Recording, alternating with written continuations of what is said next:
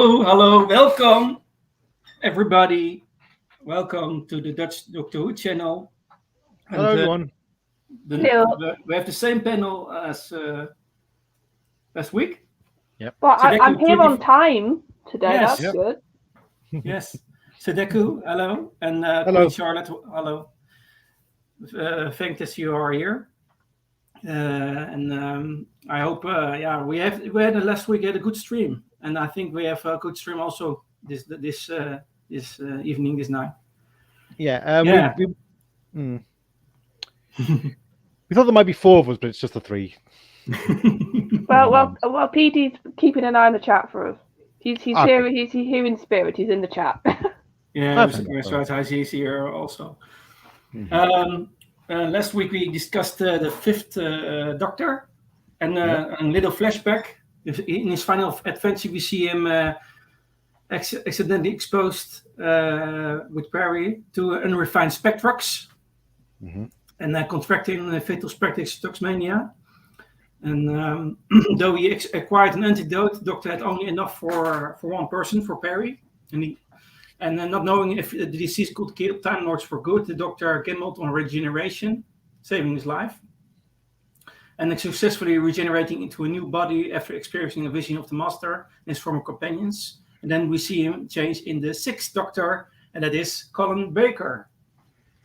Were you expecting someone else? Change, my dear. Not too soon. Yeah. I'm going to be honest. Yeah. I'm going to be honest. I do feel like those first lines, I think like they're a bit of a mood killer after Davison's had this really poignant departure. I feel like Colin's first lines kind of trample the mood. Well, you say that, and then he strangles Perry, so it's sort of not just the lines, is it? Well, but no, I mean, even at the end of Caves, that happens, I think. Mm-hmm. But yeah. But it was a good first impression for female fans. I think it made the. He set the tone, What the first thing I saw when I first saw that scene, I thought you could only look into his face, and my first thought was he looks like a little bit arrogant. Yeah, a little bit weirdo. He's all super ego. Yeah. I sort of see Colin as the aristocrat of the Doctors at times. Mm-hmm. Now we mentioned already Pretty Rich is there. Yes. Okay. Hello. You got 4 now. Yes. Something else happened, but you got 4. Sorry about last week. The internet went down for 12 hours. Oh, that's a long time. Yeah, from 2 a.m. to 1 to 2 p.m. It's and also 2 p.m. to 2 a.m. Yeah. Also your telephone also? I could only send quick messages via 4G. That was about it. So SMS. Yeah, that's why I sent you. You got a message from me, but that was about it. It was completely down. Phones, normal phones were down. Internet was down. Everything to do with internet and telephones were down, apart from 4G on my mobile. That was about it. Mm-hmm. So yeah, it was a bit of a mess last week. Complete mess. We still don't know what happened. Well, we've had a couple of months of just like everything breaking technology-wise, haven't we? I think everything's been overused, so you know. Yeah, it probably has been. It's to fall apart. Yeah, how is everyone? Yes, I'm okay, not too bad. Yeah, first time we've been on a stream together, Sadako. Yeah. Oh God, yeah. That's fine. We speak to each other all the time in the chat, but we've never been on a stream together. Oh, that is very unique now. Yeah. Well, as PD's probably fed up of the sight or sound of me now. No, I like you, Charlotte. Don't worry, I like you. You know, if I didn't like you, I'd tell you. Oh, I know. I'd say so irritably provocative to you. Well, you might not like me after this stream because I know you like this stuff and I absolutely hate him. So we'll see what happens. You know, it's we can always we can agree to disagree that some people can't do in this day and age. Yeah. There's much to laugh about because last week we had a laughing stream. Laughing. Yeah. Yeah. But that's mainly me just tormenting Sudoku with Warriors Deep. That's what most of the laughter was. Warriors And Deep, yeah.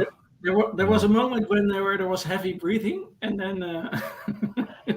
No. I was breathless with laughing because like Because I was like, have I killed Sudoku?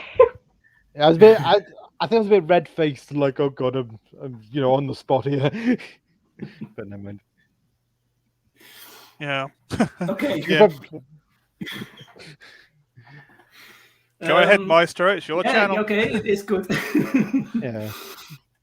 A short background story, or a story from the Sixth Doctor, the most highlights of the Doctor, and then we dive into the deeper things of the Doctor, of the personality. The first things I want to mention is the bumptious and melodramatic characteristics of this Doctor, and above all, stubborn. The Sixth Doctor instantly believed in himself superior to almost anyone he encountered. You can see from the first moment when he sees Perry. He would often browbeat others into submission with his savage wit and his grammarian's interest in language. That's what I think. What Queen Charlotte means by Aristocrat. Aristocrat. He was a little bit with grammatics. He was different in the grammatics, like in comparison to the other Doctors. And very egocentric. Yes, very egocentric moment. And you see that I think in all the era of this Doctor, you can see he's still like I said before the stream. It looks like a little bit post-traumatic stress disorder. Yeah. Because his regeneration from the 5th to the 6th Doctor was a little bit dramatic. So you can see you can see it in his character. Some things in the traumatic experience of the regeneration. I think that is the result of the regeneration. Why he's so a Doctor with so many layers. So many things you can discover, and so many expressions in this Doctor. It is very interesting, this Doctor, to discuss this. Well, and also you can say they sort of played around with this idea of post-regeneration stress, hadn't they, before Colin? Yeah. But they hadn't fully gone into the concept, and you felt like with Colin they wanted to really, because obviously, like with the 5th Doctor, it was the memory, wasn't it? That in his first story, he's literally almost completely out of it with his memory, and he's just trying to sort of piece himself back together that way. The integration of the Watcher.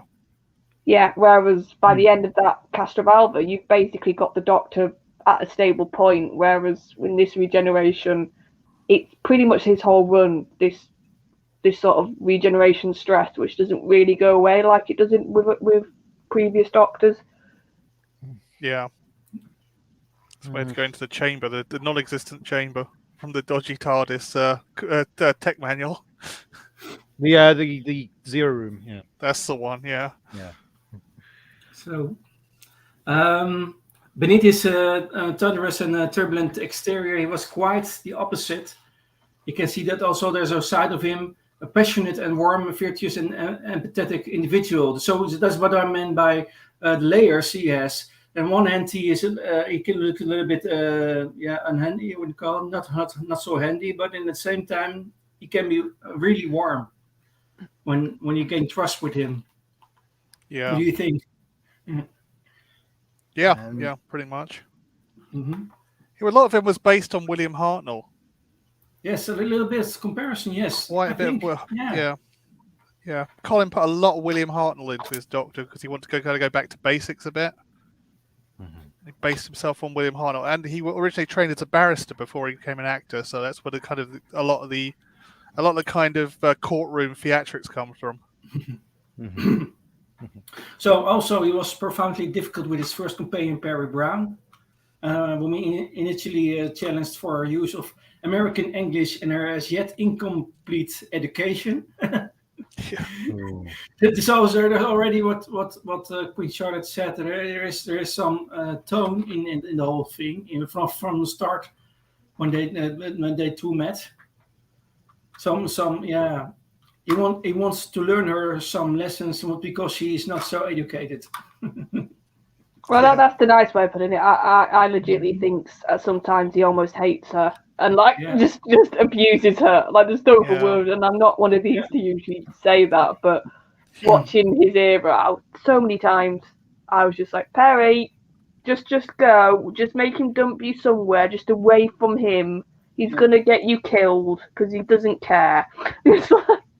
It is so major difference with the Fifth Doctor. The Fifth Doctor, Peter Davison, was a real gentleman to her, and there's suddenly a big change in that. So there's some explanation about why is that. Why is he suddenly so different to her? But that's a real good question to ask, because the previous incarnation was more nice to her. Yeah. Well, yeah, he was the dashing hero. Like if you think about it, like you got this young, very good-looking Peter Davidson who's literally sacrificed himself for her, and then you get Colin, which is like all of that sort of warmness towards Perry just gone. It looks like he's the Sixth Doctor is a little bit angry towards Perry because he sacrificed himself. It looks like it, but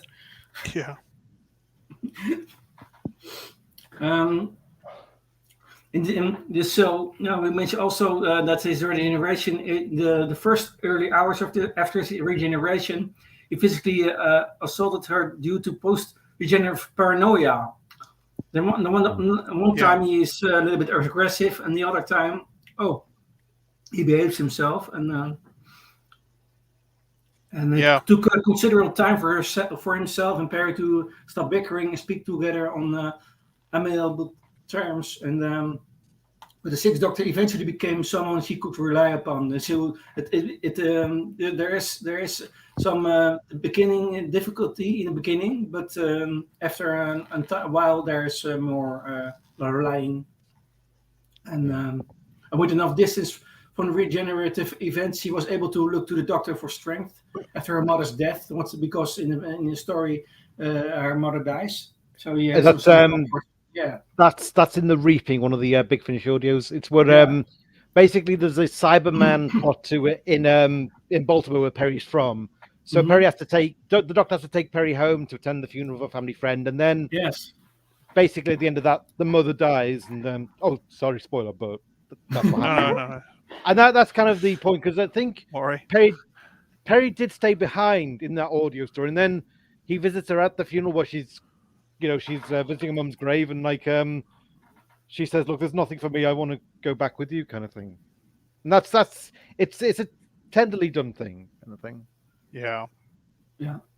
I mean, there's actually a lovely line in that where Perry's like beside herself with grief, and they've just had this encounter with the Cybermen, and she's saying, maybe the Cybermen have it better. They don't have to go through this kind of pain. And he's saying, look, you can't think like that. That's just, that's a bad line of thinking. It's not going to be any good to think that way. So it's like it was a nice warm moment, and it was. Oh yeah, but the problem is they needed more of those on television. That's always my argument with Colin. It's like I understand like some doctors are going to be more grouchy, some are going to be a lot more high maintenance. And it would be boring if all the doctors were the same. Yeah. But I just think they just needed a couple of moments in a few stories where you sort of thought, he does have that warmth. It's just not as easily on show this time. Do you feel like in a way it's like they made him? It was almost like they just made him a contrast to Davison just for the sake of going to the other extreme. Like it wasn't so much. It wasn't so much.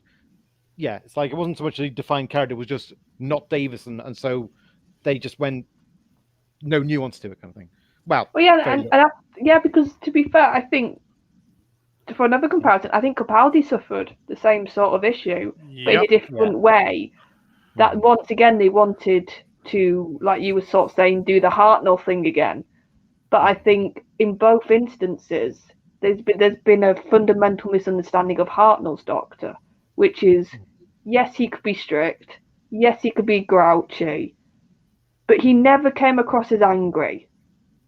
And I think that's what we were sort of saying, Joker, wasn't it? Like, yes, he was strict, he could be the Sergeant Major, but he wasn't, there wasn't any anger in his voice when he would maybe reprimand Ian or Barbara, whereas with both Baker and Capaldi, it came across as angry. And I think that's the fine line you've got to sort of understand with the First Doctor, that in both instances they've not. And they've both tried that thing and both have failed. For me, anyway, I know some people love Capaldi's first series and that sort of Doctor. But for me, I can remember watching it and I was like, this doesn't feel like a character I've been watching since 2005 at that point. Since watching Classic, would you say maybe Capaldi feels a bit more like you can maybe see that he wasn't so much a new Doctor, but more an old Doctor? Oh yeah, I can definitely see the throwbackness. Yeah. But like I said, I just think it's such a fine line. It's such a because the more I've been watching of Hartnell, the more I have sort of grown to quite become fond of the First Doctor. But like I said, I was saying this, like, I think it was on the last couple we were watching, because we're back on Hartnell right now on the watch-alongs in the TARDIS zone. Yeah. It's like that scene when Ian and Barbara first go into the TARDIS. You can tell I sort of said, he's not angry at them. He's almost like a parent who's just seeing children for the first time trying to understand something. And it's that sort of vibe instead of I'm better than you and I'm going to shout at you. Well, that's what I think Baker and Capaldi did. Yeah. I mean, because I think Colin had said he wanted to bring that element back, and it feels like so it did feel like he was putting a suggestion to John Nathan Turner. This is how I want to play. This is what I want to bring back, and it feels like they kind of took that idea, but they didn't quite. So it's almost like, see, I think it was a good idea on some level, but I think they took it too far.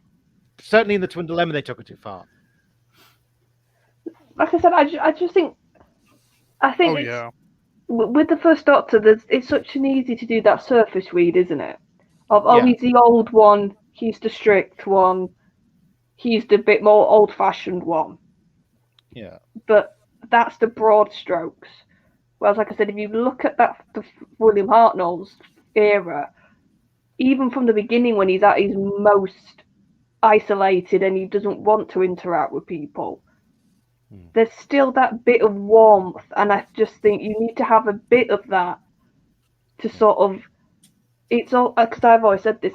The Doctors always have masks, and I almost feel like with Hartnell, and also I think the difference is because Hartnell was the First Doctor, him being a bit more, if you want to say angry or if you want to say strict, it made sense. Because he was the archetype, he hadn't interacted with people yet, like all the other Doctors after him.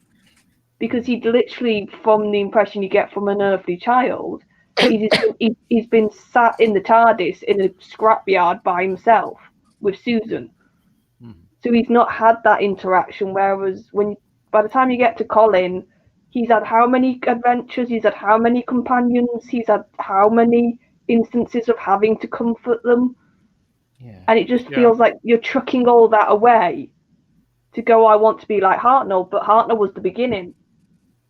It's like, I think it would make sense for Colin to maybe be a bit more cynical about humanity because of his recent that would experience. Make sense. But not the way he goes after Perry, because Perry was always the innocent of that. I would have thought that she wouldn't be, she'd be the only one he'd trust, if you know what I mean. But even that's not present. Or even like maybe having distrustful of authority figures. Maybe this, because other Doctors have shown that in the past, but have that really emphasised in Colin's Doctor. Yeah. So we have a gentler side of this doctor in the Big Finish also, because by the way, on screen you see this doctor has the least companions of all the doctors, I think, on screen, because he's only has Perry and a little Mel. Yeah. Mel, yeah. Only for half a series. Yes, Mel. but in the Big Finish, he's traveling with Evelyn Smythe. You know this person? Oh yeah, she's brilliant in the Big Finish. Yeah. Yes, but his gentler sides began to blossom largely as a consequence of his traveling with Evelyn Smith. So she's a university lecturer, and whose verbal dexterity was one on par with his own. So there's more balance. And also helpful to his transition were Frobisher, shape-shifting private eye, who often masqueraded as a penguin. Just to clarify, this was in the comics. It was in this comic strip, Voyager. Yeah. He also was in one of the Big Finish audios, The Holy Terror. Yeah. And that was that's a really good story. That actually, it's like So these are all the companions who made him more gentle are in Big Finish. That was what I noticed, but because on screen you don't see that, but in Big Finish he's more gentle. There's a big difference between Sixth Doctor on screen than on Big Finish. That's what the point. Yeah, he also calmed down in his second season. Yeah, calmed down. I listened to a few stories of him on Big Finish, and I noticed that he was more gentle. Yeah, and that was because of other companions who made him so also. So they influenced him. And we see also Melanie also a little bit more authoritative, because he must sport on screen. Yeah, no, I think that's the difference. Obviously, with the Big Finish companions, they're a lot more of a personality. They've got a lot more sort of force about them.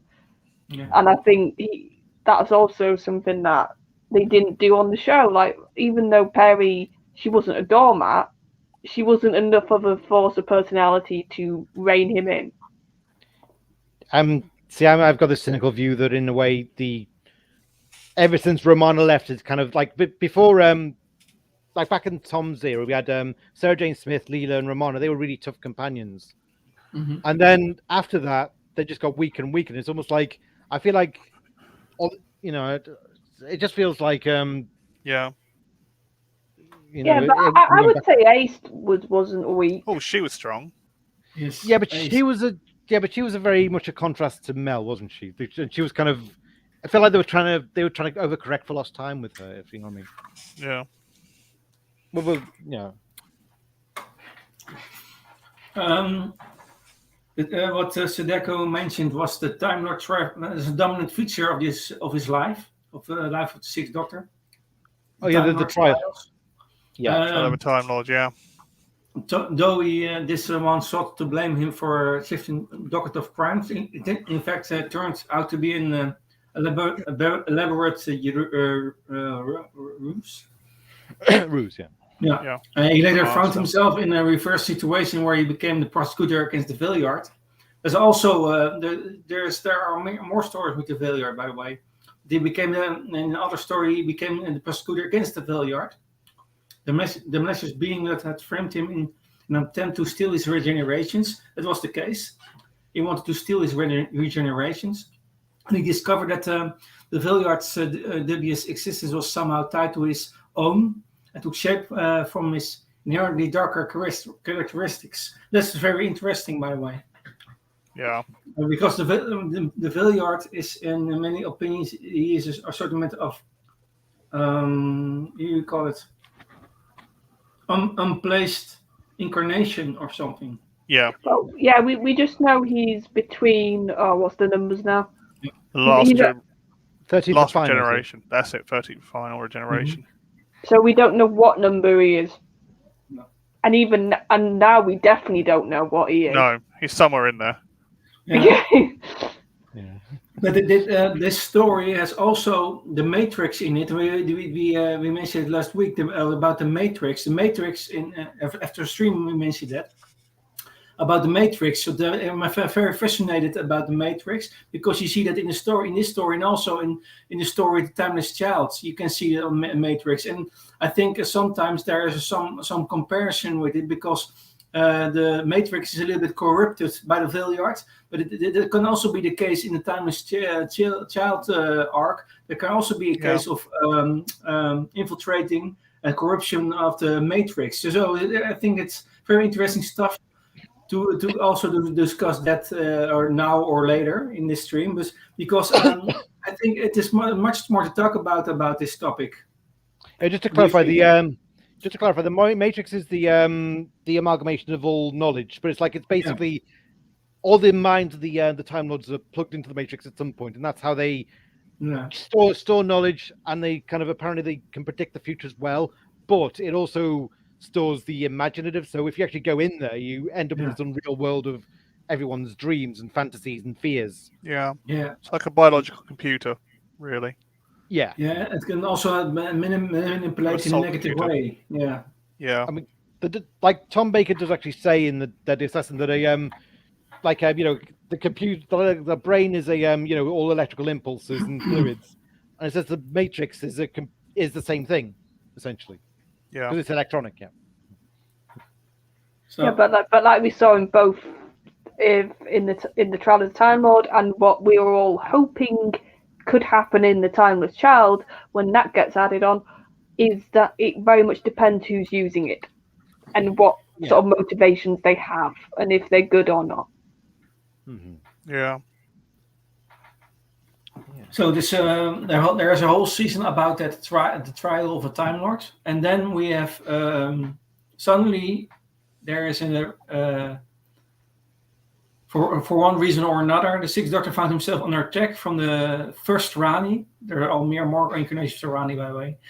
Yeah. And we see then in the TARDIS an attack that forced him into a crash landing on the planet. And by the time Rani forced her way into the TARDIS, we see that Doctor regenerates. And then that's a bit of an anticlimax as he falls off the exercise bike. Yes. Yeah. And that's by the way, noticed that there was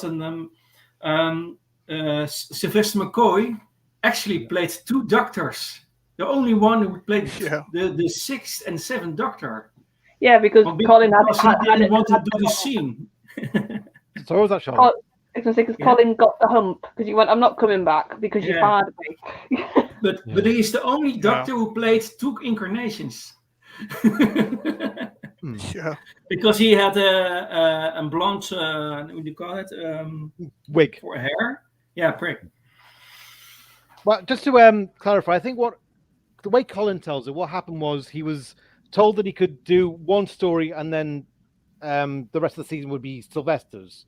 Yeah. And he said, no, there's no point in that because I'm being offered other work. Like, can you just, look, I'll come back for a season, but I'm not going to come back just for one story because to most people, I'm Doctor Who. So that I'm not getting employed. Like, I need to, if I'm going to still be kind of unemployable because people think I'm secure to this show, then at least give me a season. And they said, well, think about it. And he said they never got back to me, and they just went ahead with the wig things. So I don't know. It just seemed like so yeah. He said like he might have. Yeah. So, again, it was just a thing of.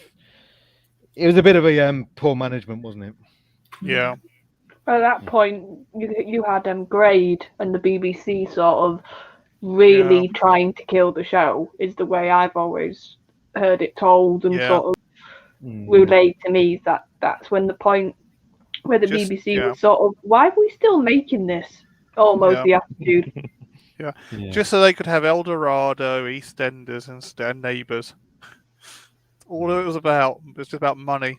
Why are we making this? We're wasting money on this show. It still had an audience. The show still had an audience as well. That was the funny thing about it.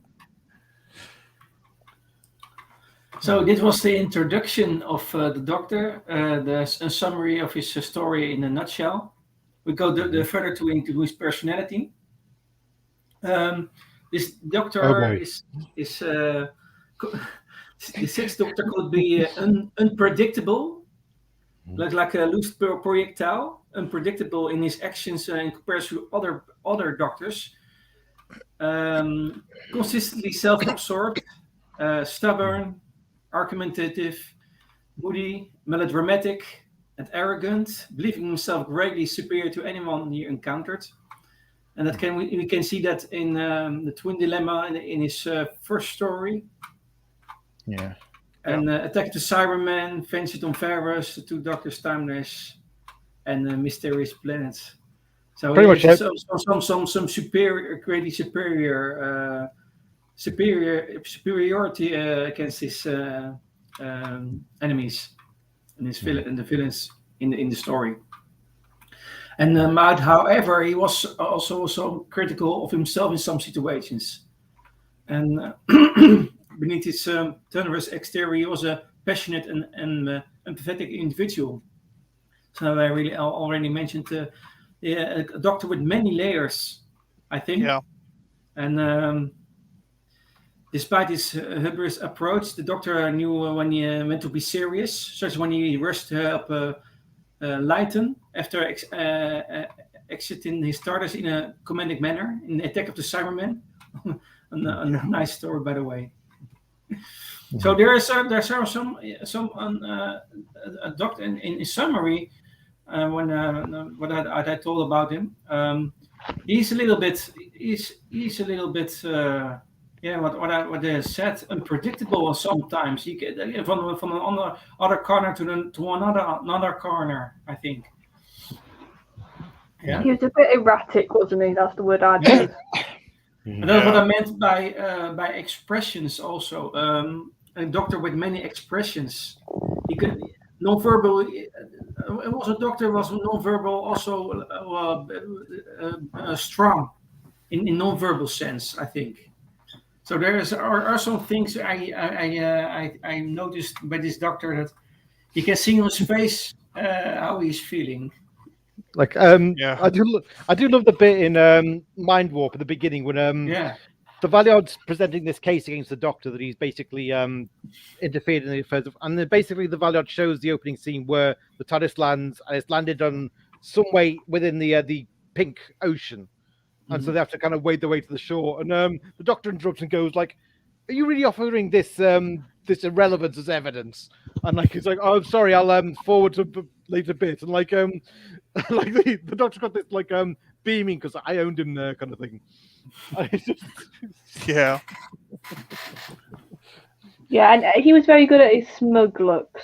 This Doctor, when he was winning, or whenever he was winning an argument, he wasn't one to not relish that. Yeah. It came from his training as a barrister. Because he was trained to be a barrister originally. Colin, they got into acting instead. So he had this kind of always like this. I think that's what the whole trial of the time was kind of based on, him being a bit of a barrister, don't want to do court things just to bring the best out of Colin. Also, it's because the show was trying to shut it down, and it was all a against the BBC, a bit of a dig.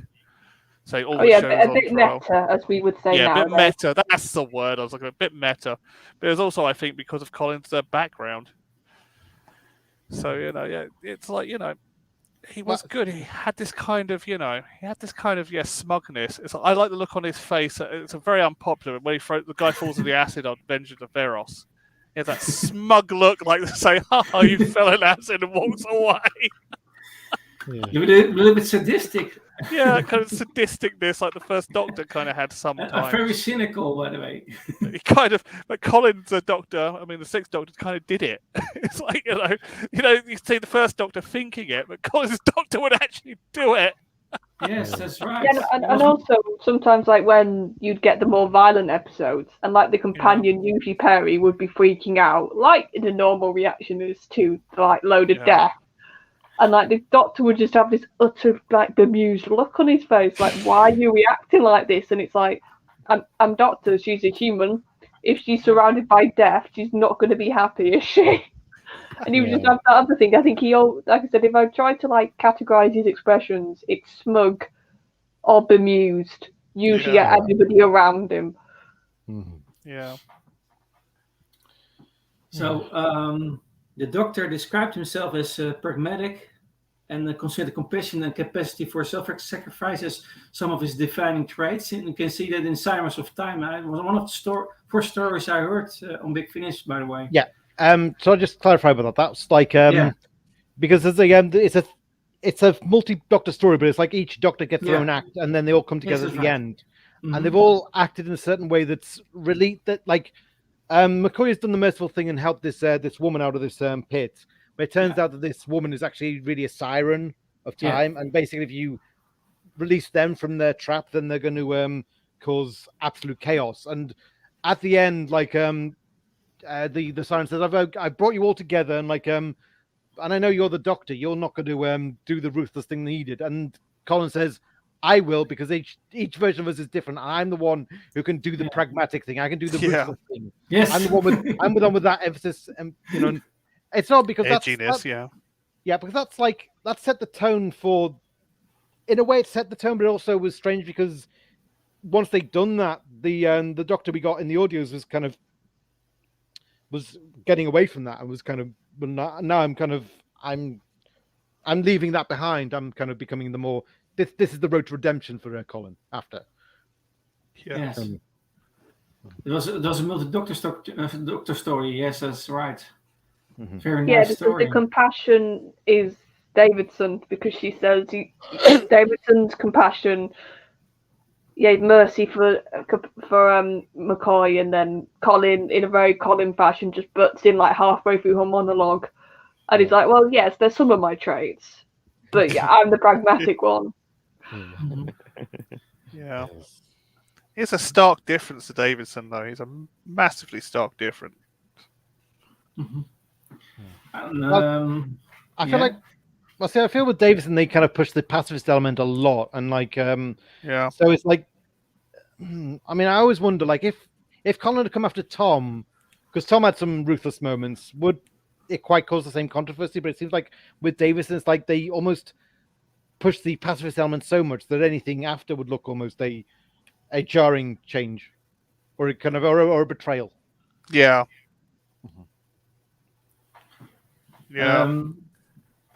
He also, the Sixth Doctor also believed himself to be blessed with both tact and finesse, and kind of seen it in Terror of the Vervoorts.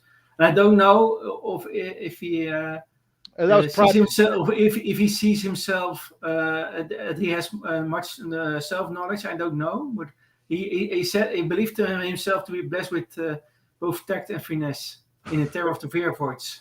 And he said that before asking the steward. That's a very, very tactless question. Yeah. He had very little social awareness, didn't he? The Sixth Doctor. And he believed also. Sorry, what's that? I said he just blurted whatever was out like from his head. No filter. No. I think that's why I like him so much, though, because he's a bit like me. He does the same kind of crazy stuff I do. I think I see myself in him too much. And he believed also he could subdue opponents with his charm. You can see that in Attack of the Cybermen, who I mentioned earlier with Lyten. Some unusual charm in that story, and in some moments.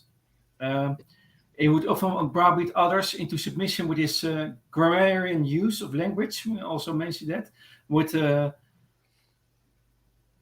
also in the audios you can see that in some cases, and also by Sebulon Glitz. Yeah. The stories.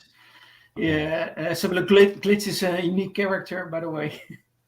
Yeah. That combination of the Doctor and Sebulon Glitz, I loved them more a lot about it, because of his of their conversations. You sort of get the idea that by the time McCoy's Doctor rocks along and sees him, he's like, "I'll tolerate you." Yeah. But I don't like you. So Sebulon Glitz is also an eccentric figure, so it's a nice combination with the Colin Baker Doctor. And by the way, the actor was recently passed away. The actor of Sebulon Glitz. Yeah, Tony Selby. Yeah. God rest his soul. Yeah. Yeah.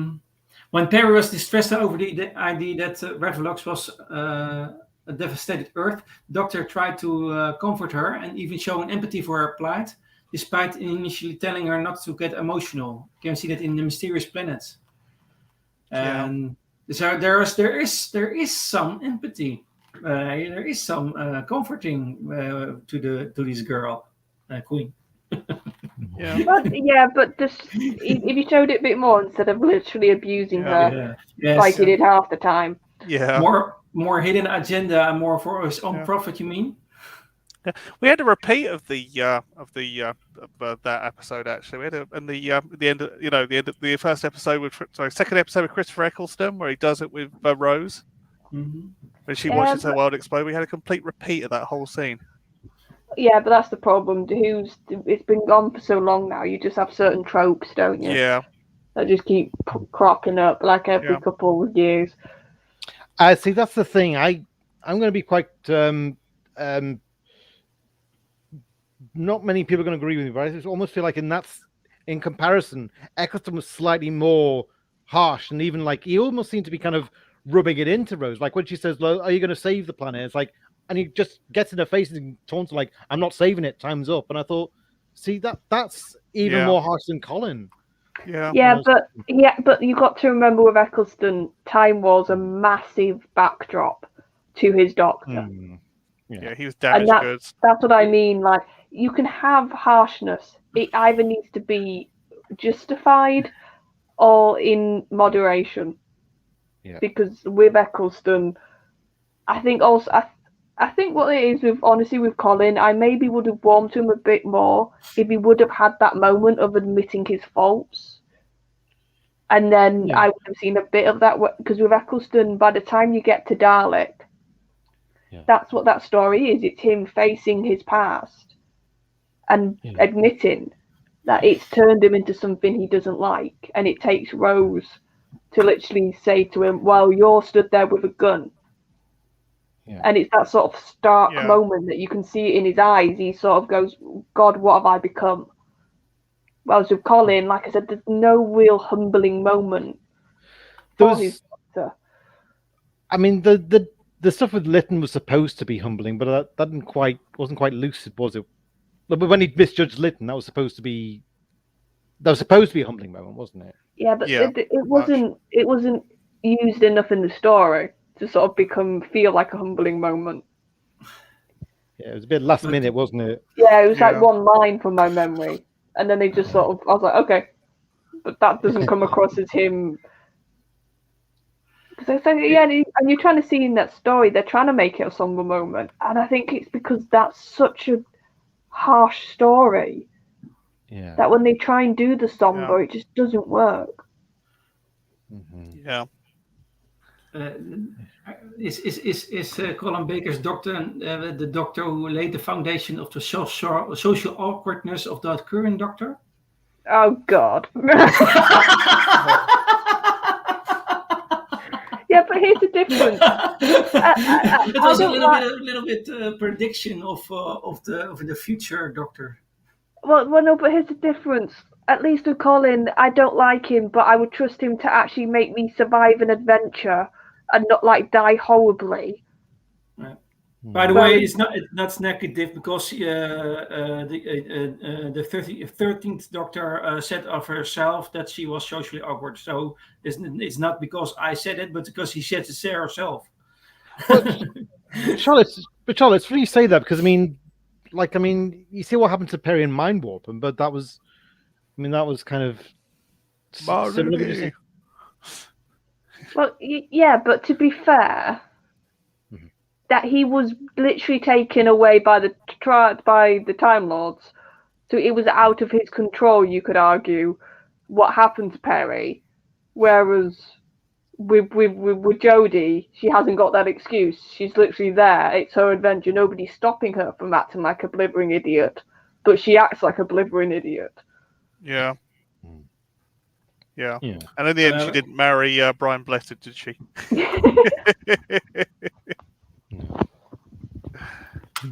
Okay, there's one moment that the Doctor was devastated when that was the moment when presented with the news of Paris Demis on Taurus Beta.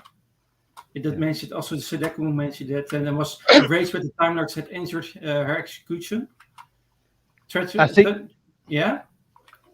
Now I'm just going to get into a bit of what bothers me about Trial a bit, and it's only suddenly dawned on me. It's like the way the Doctor's presented in Mind Warp just feels like that's the final prosecution. It's like there is no going back from that. He's partly responsible for Peri's death. He's been shown in the worst light possible. Mm-hmm. And then we're shown Terror of the Vervoids, and that's like, I mean, I think Terror of the Vervoids would be okay as a standalone, but the idea that it redeems what we saw in Mind Warp is just, it's not up to, there's no way it can. There's no way, I'm not sure any story could.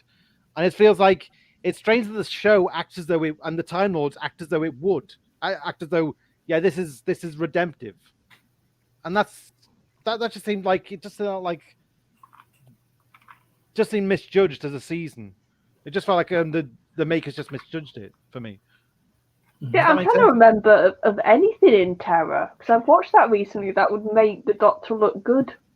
Right. The point was that he said there's a point in the story where he actually confides in the Commodore what they have to do and says, well, look, here's my plan. I think we should get a store. We should go to the storeroom and collect, work on a means to accelerate the Vervoid lifespan. And the Commodore approves the plan and he says, there you have it. I learned. I didn't just act recklessly. I asked an authority figure, do I have permission to do this?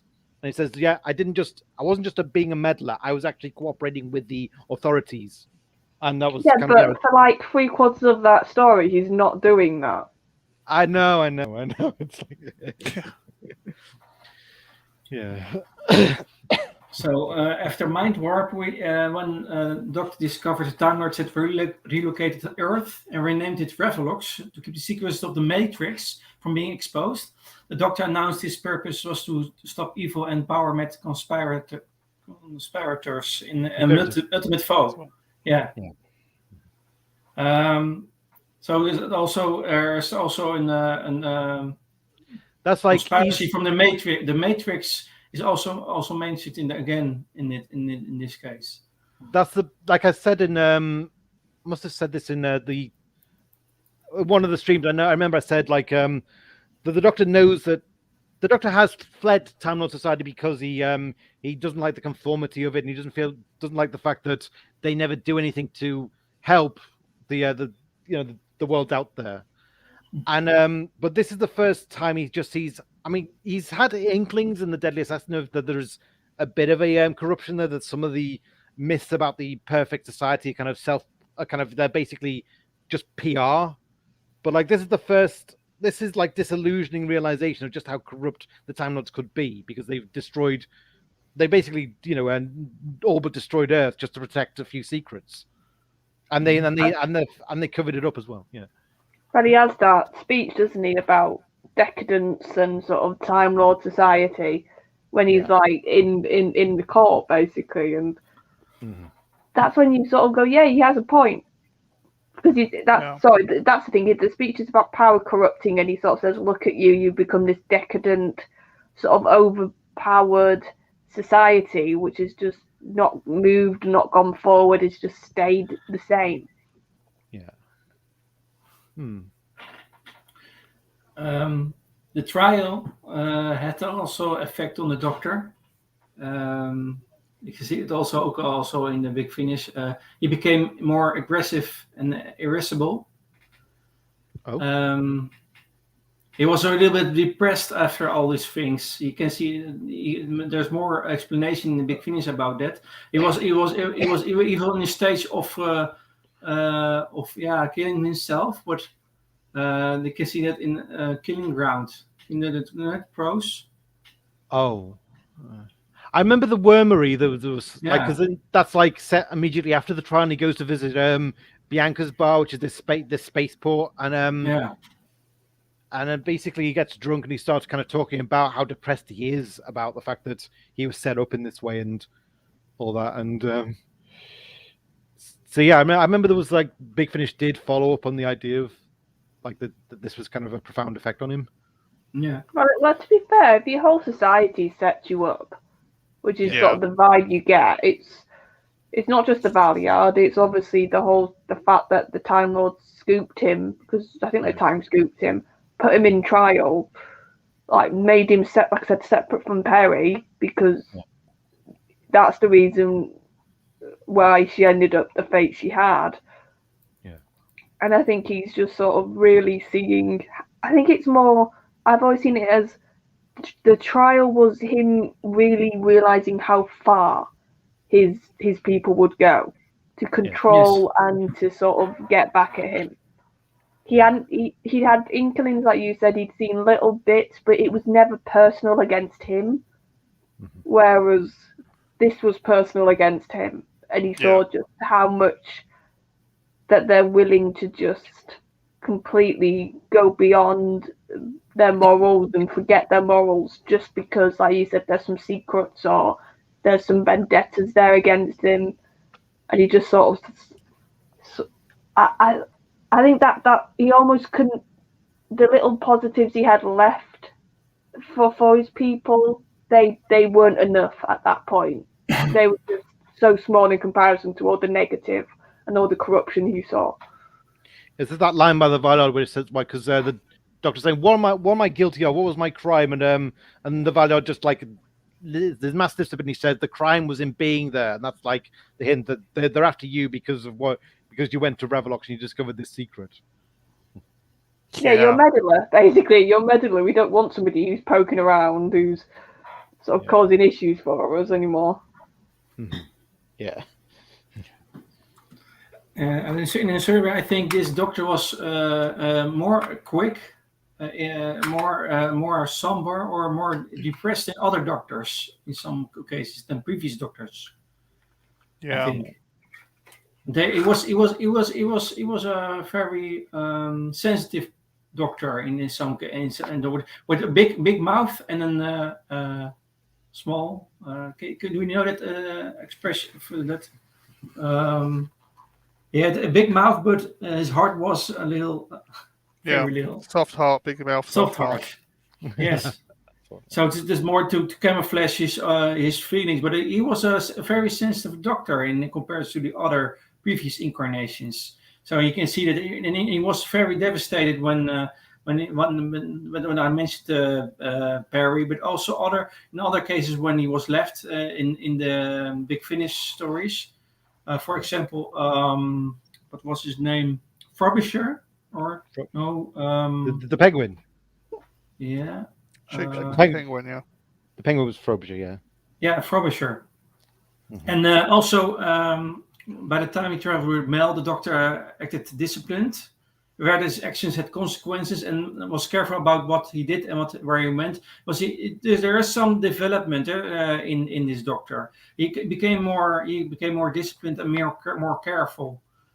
It's so like there were some improvements in this doctor along the way. Yeah, like he makes the point of the fact that when they first landed on the on the Hyperion ship, like he says, we're not going to wander off. We're going to be more cautious this time, and that because Mind Warp has just been before, it feels like it's saying this doctor's going to be like Perry's death has made him cautious, basically. Or, yeah. And by the way, that's what that costs. More than his other incarnations, the Sixth Doctor was a fatalist. More than once, deciding he was doomed and resolving to accept his fate, like in Tamlash and his Mysterious Planet and Ultimate Foe. Also, so it was more a fatalist. You know what it is? It's when you know you're going to die and you. Yes, that's right. Yeah, that's what I mean. And you don't fight it. Is that what it is? Yeah. His adventure side still remained. In comparison to the other doctors, but the Sixth Doctor was more selfish about it, more selfish than the other doctors, especially when it came to decision making.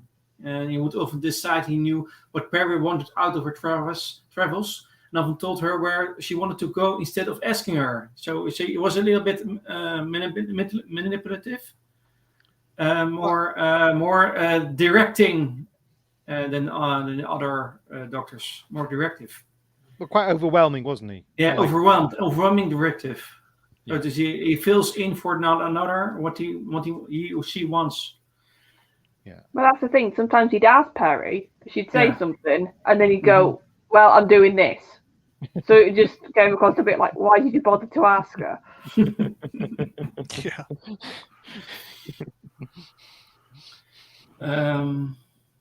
Further on, a little man of little fear, the Doctor would remain unfazed when in line of fire or in the face of the unknown. You can see that in Vincent of Ferros.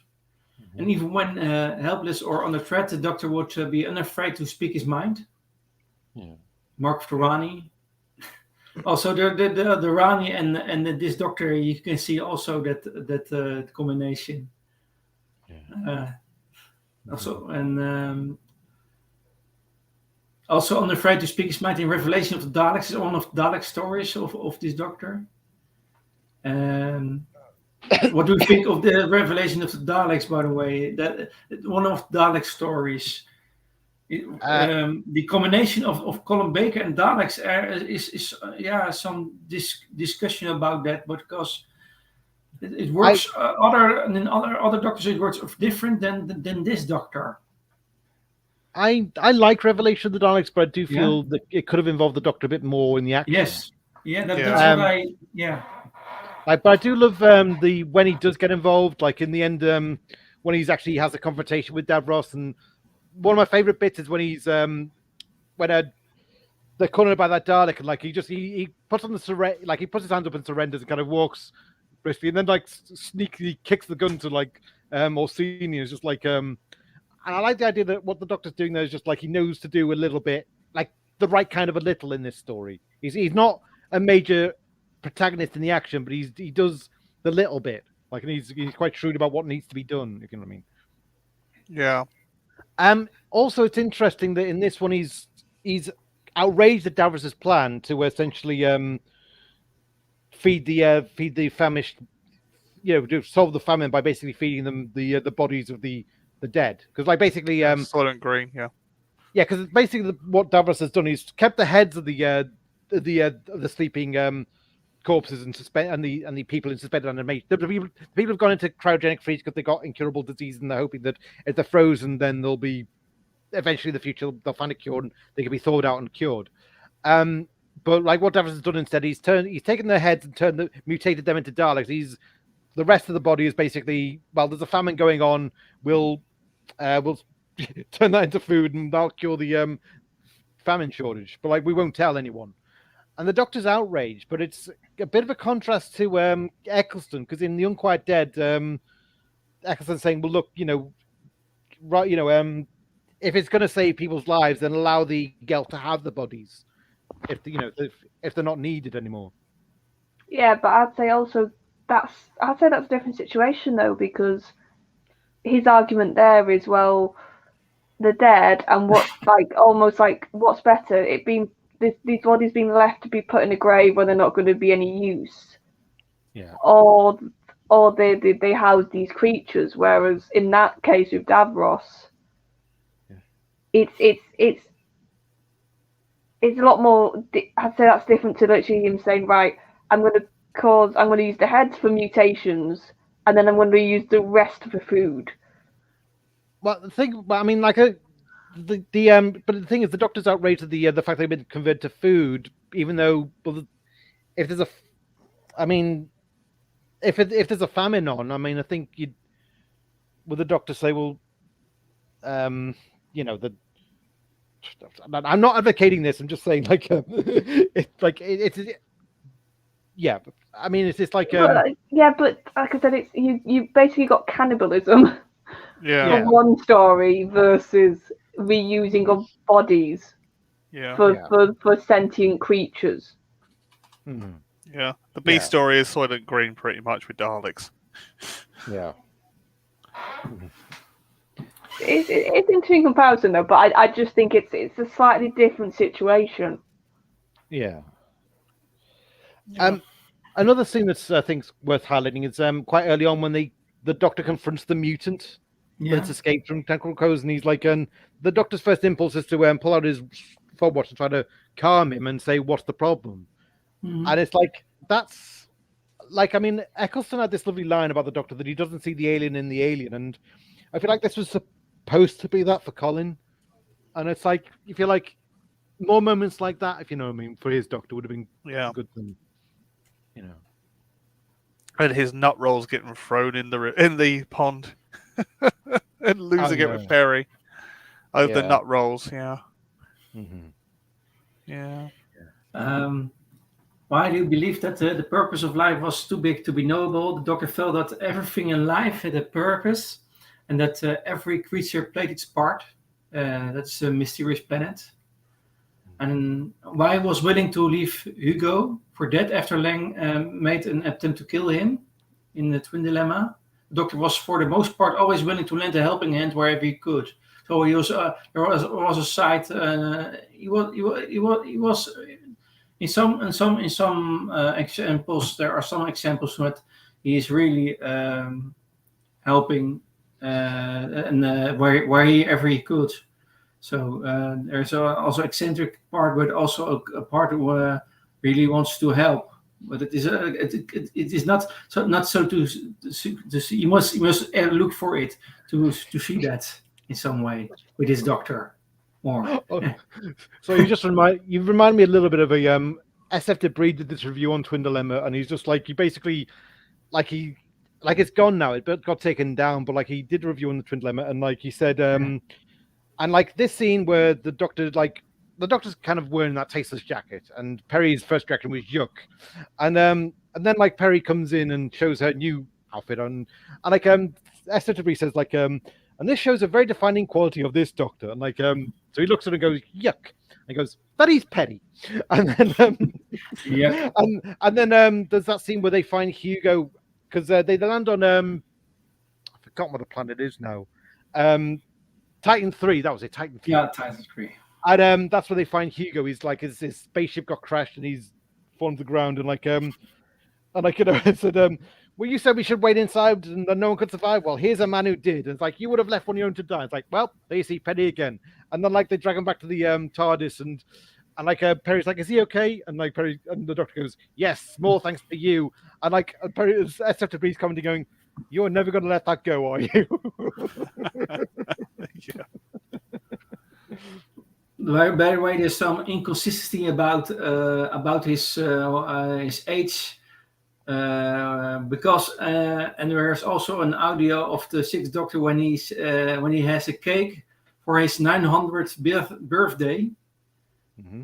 There's in the whole era in classic and also in new era every time there's another age mentioned, and here this example he is 900 years old. That is a little bit contradiction in other stories. Yeah, it's got to the point now that we just go, the Doctor's really old. We don't have a number because it keeps changing dependent on who's writing the episode that week. Yeah.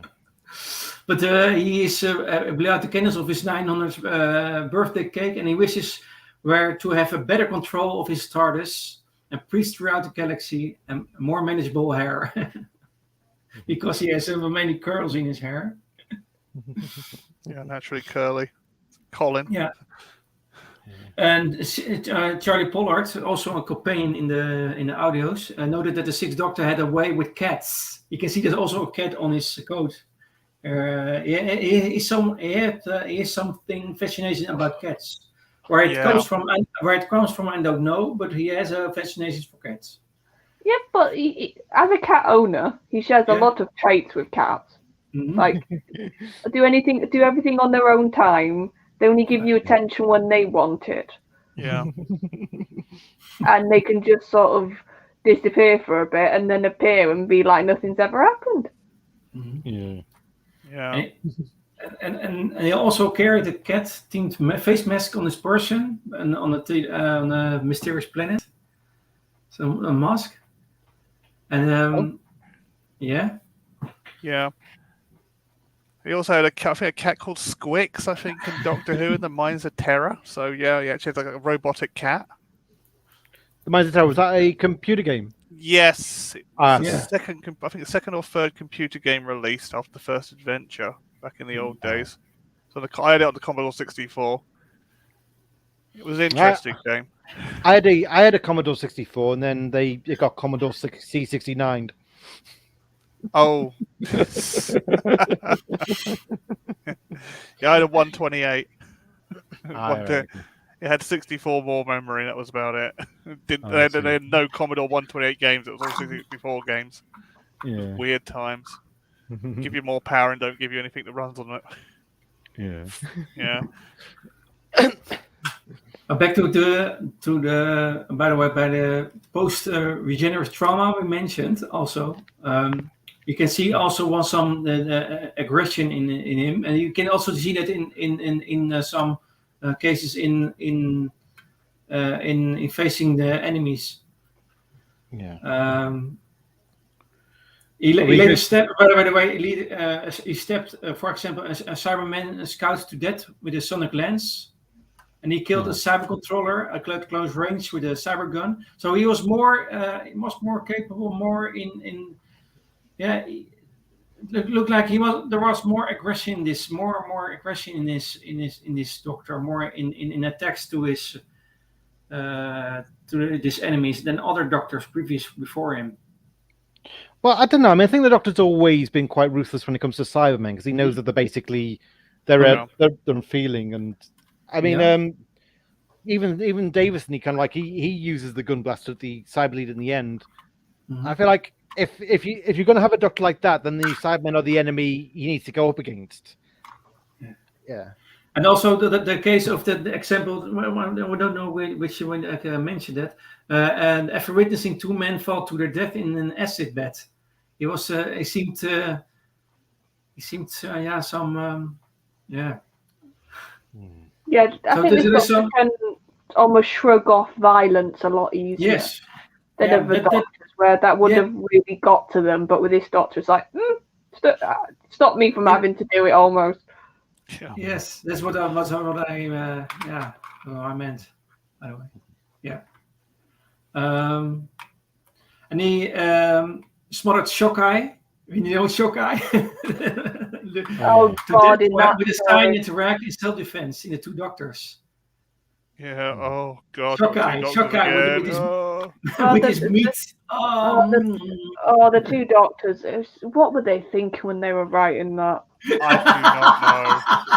not know. Like, what were they thinking? Like, let's bring Pat back and put stupid stuff on his face, and have him do a massive scene, multiple scenes of eating at a restaurant with an alien that looks like a Scottish stereotype that's offensive. and why? And then let's throw the Centaurans in, yeah. And then have this Shockeye woman who's like half animalistic, half not, and then there's literally a scene where she's like licking up blood, and it's just like, what on earth am I watching? It's just three factions, isn't it? Really, it's three factions. That was Servalan, by the way. Servalan from Brick 7, the actress. Yeah. She looks like a little bit like Servalan. Yeah, she looks like a little bit of Servalan in that story from Shockeye. Yeah. That's that nonsense figure. So there's more. Charlie, did you want to say something about the controversial bit with the Dr. Cyanide Shockeye? I'm not surprised. I remember watching it. I was watching the two doctors, and any bit where it was just the second Doctor and Jamie, I was happy. Yeah. Any other bit, my brain was sort of going slowly to mush, because there's a few when we get to Colin and Sylvester's run, where if you've ever seen me do a watch along, I just sort of at the end I'm like, I don't know what just happened, you know. And I think two Doctors is that, like I said,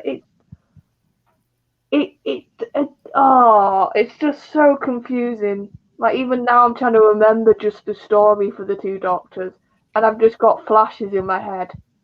Yeah. Of random scenes. Like I said, I can randomly remember there's a bit where Jamie gets captured and he's about to get eaten. And it's just like, I appreciated it because you had Jamie in a kilt lying down on a table. But except from that, I was just like, this is a kids show, right? Like, this was like a Saturday night kids show, and they've got this. Entertainment, yeah. But remember, he is Scottish, eh? Well, I mean, I said, like I said on Blue Bonnet Stream, my take on the Two Doctors is like the first 2 episodes are fairly good. The stuff on the space station, I really like. That stuff I worked, and then they get to Spain, and then it's like at the beginning of episode 3 they have this fight with the Santarans. I think that's probably where the climax should have been, but they carry it on for another episode, and it's like, the whole run around in Spain, and I just thought, no, it doesn't seem to know what it wants to be at that point. It just and you've also got that random insect. Oh, you got that couple that just appeared from nowhere. Oscar and Donna.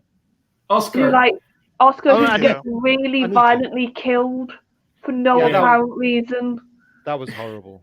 Yeah, just get stabbed. Yeah, blue. It was the way Oscar died. So, am I finished now? And yeah, but it was more just the violence of it. I was like, yes, he's annoying, but God, he didn't deserve that. No. I really was expecting in the end to go, oh, Oscar's fine. He just fainted. Fainted with all that. The guy in the hospital, he's all right. I was just about to see his partner just at the end. I just expected to see a scene like that, and you never saw it. It's like, what? Just unnecessary death, wasn't it? Yeah, that's the problem in the Two Doctors. Like, there's some, like I said, you've got in one scene Patrick Troughton with fuzzy orange stuck on his face, and he's doing this comedy which he can do, and then you've got violent death, and it's just like, can you pick a tone? That would be really comedy helpful. Or tragedy, yeah. It is a bit like that. It really is. It's got no tone, if you know what I mean. It's like no stability in its tone. It's 1 minute it's comedy, next minute it's tragedy, then it's back to comedy again. Like nothing's happened. It's like, what? Yeah, because it's like at the beginning also, like you think it looks like the second Doctor's been killed, and then you're like, okay, so what's going to happen to Jamie? Because it's never really said how long he was left in that station. So he probably should have died from like lack of food. Yeah. And then when they do find him, he's like this feral creature, and it's just like, and then within like 2 minutes of talking to Colin's doctor, I'm actually now I remember. Did he give him like a drug? So suddenly he's like back to normal.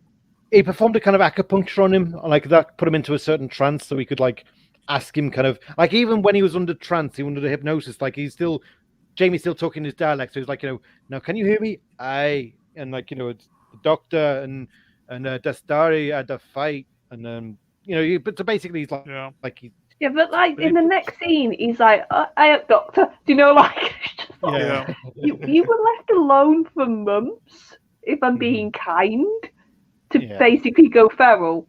Yeah. And now you and then you've got your kilt on you, and you're being Jamie that we know and love. Yeah. And it's just like, okay.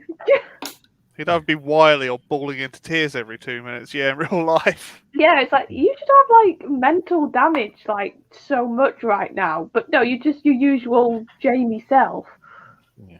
But then again, traveling around time and space with a doctor and seeing the weirdest possible things in existence, you probably would get a bit stronger mentally and psychologically to all this kind of thing. But I think that's the problem. That story, it feels like you're making up almost half the script to make sense of it. Yes, headcanon. Instead of it actually telling you in the story why certain things are happening, you almost have to go, well, maybe because of this. Yeah. But that's old school storytelling, though. It's a good thing and a bad thing. I don't know if it's an old school storytelling. I think it's just disillusion, because I think that's the vibe I get. That's the very vibe I get about this era. That I think Sayward said that when they were doing season 20, which is Davison's second season, he said he felt that it was getting really pantomime. Like all the villains were quite pantomime and it was lightweight. And he said he deliberately wrote Resurrection of the Daleks as a counterweight at the end. Yeah. And then that got postponed to Strike Action, and then he spent season 21 upping the body count. Blackpool, yeah. No. This was before. This was season 20.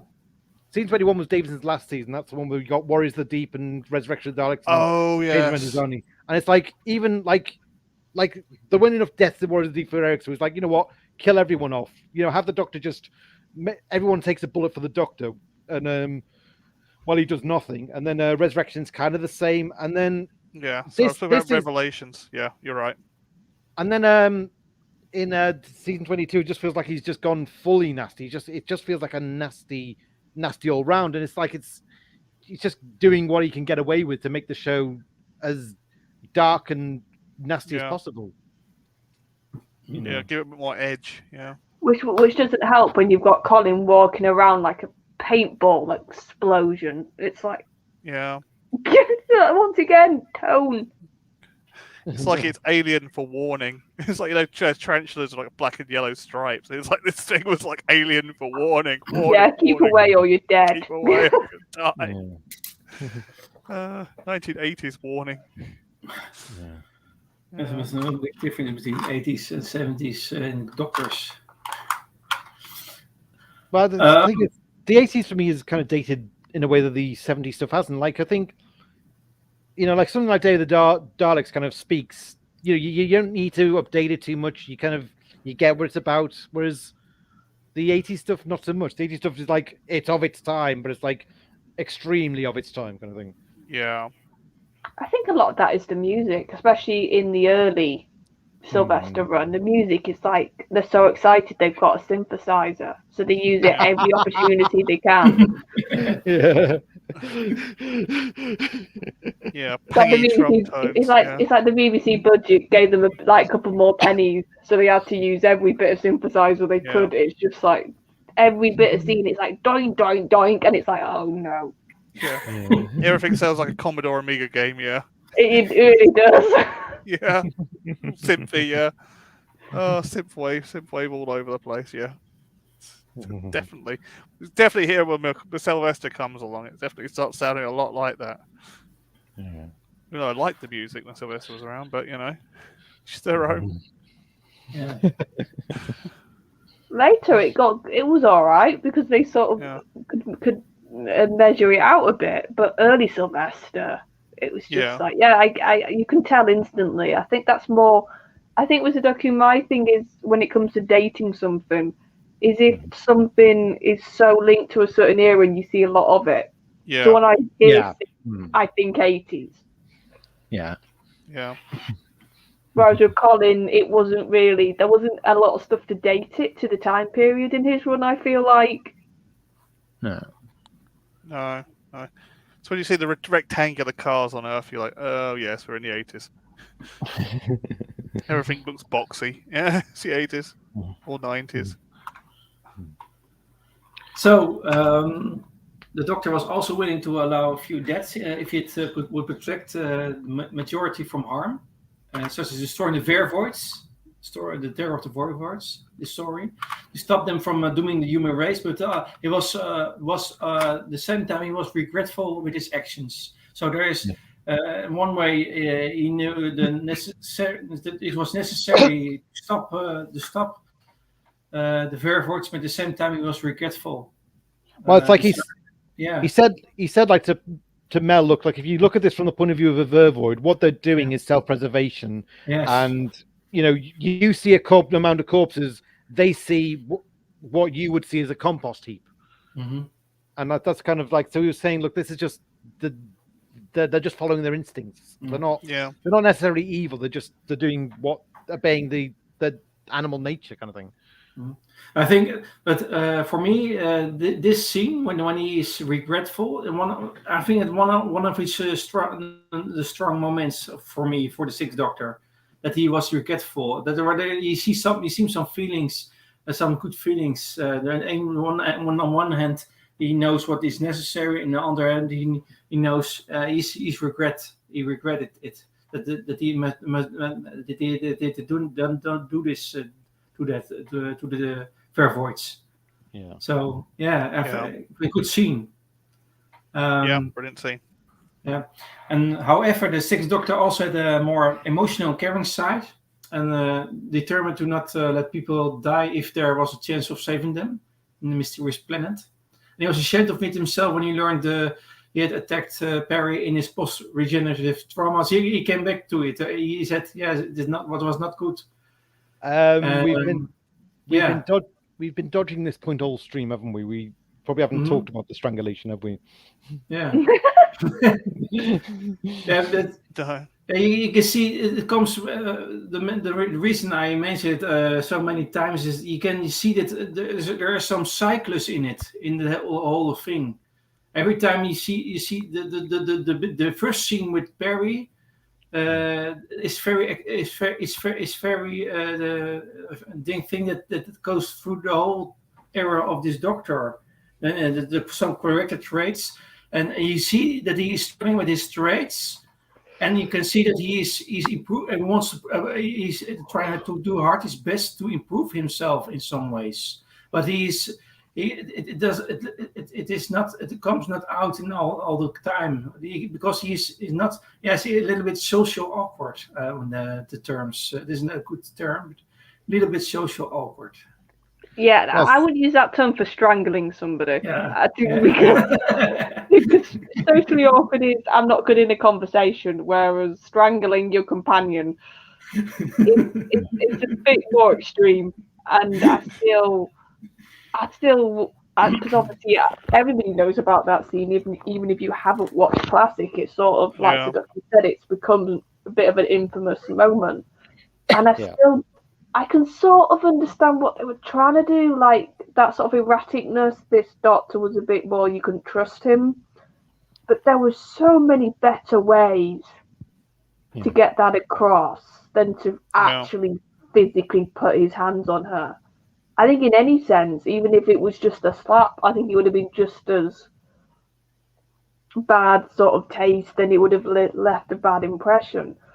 Because at the end of the day, the Doctor sort of has that duty. I think definitely by Collins, it was established that the Doctor had a duty of care towards his companions. Yes, see what? No, go on.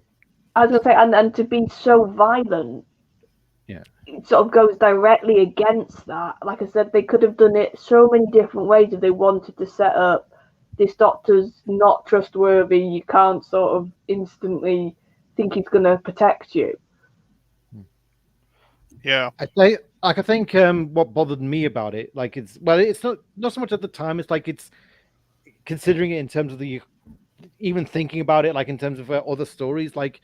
Back in Frontier in Space, there was that moment where, like the Doctor and Joe, basically the president says, "Look, you're going to separate prisons. Joe's going to a woman's prison, and you're going to the moon." And the Doctor's like, "Look, whatever you think Joe's done, like she does have rights. You can't, you got to promise me she's not going to be subject to any prison brutality or anything like that." So that's the Doctor saying, what I stand for is human rights. What I stand for is not mistreating people. And I feel like to have the Doctor do that in Twin Dilemma is almost like goes completely against what he stood for then. And also there's in the next story, Planet of the Daleks, like Joe becomes the Doctor's caretaker while he's collapsed. And she has to basically look out for him. And it's like, well, you've had the companion protect have a duty of care to the Doctor, and it's like, well, you don't want to think she's doing that for someone who would later go on to harm her in that way.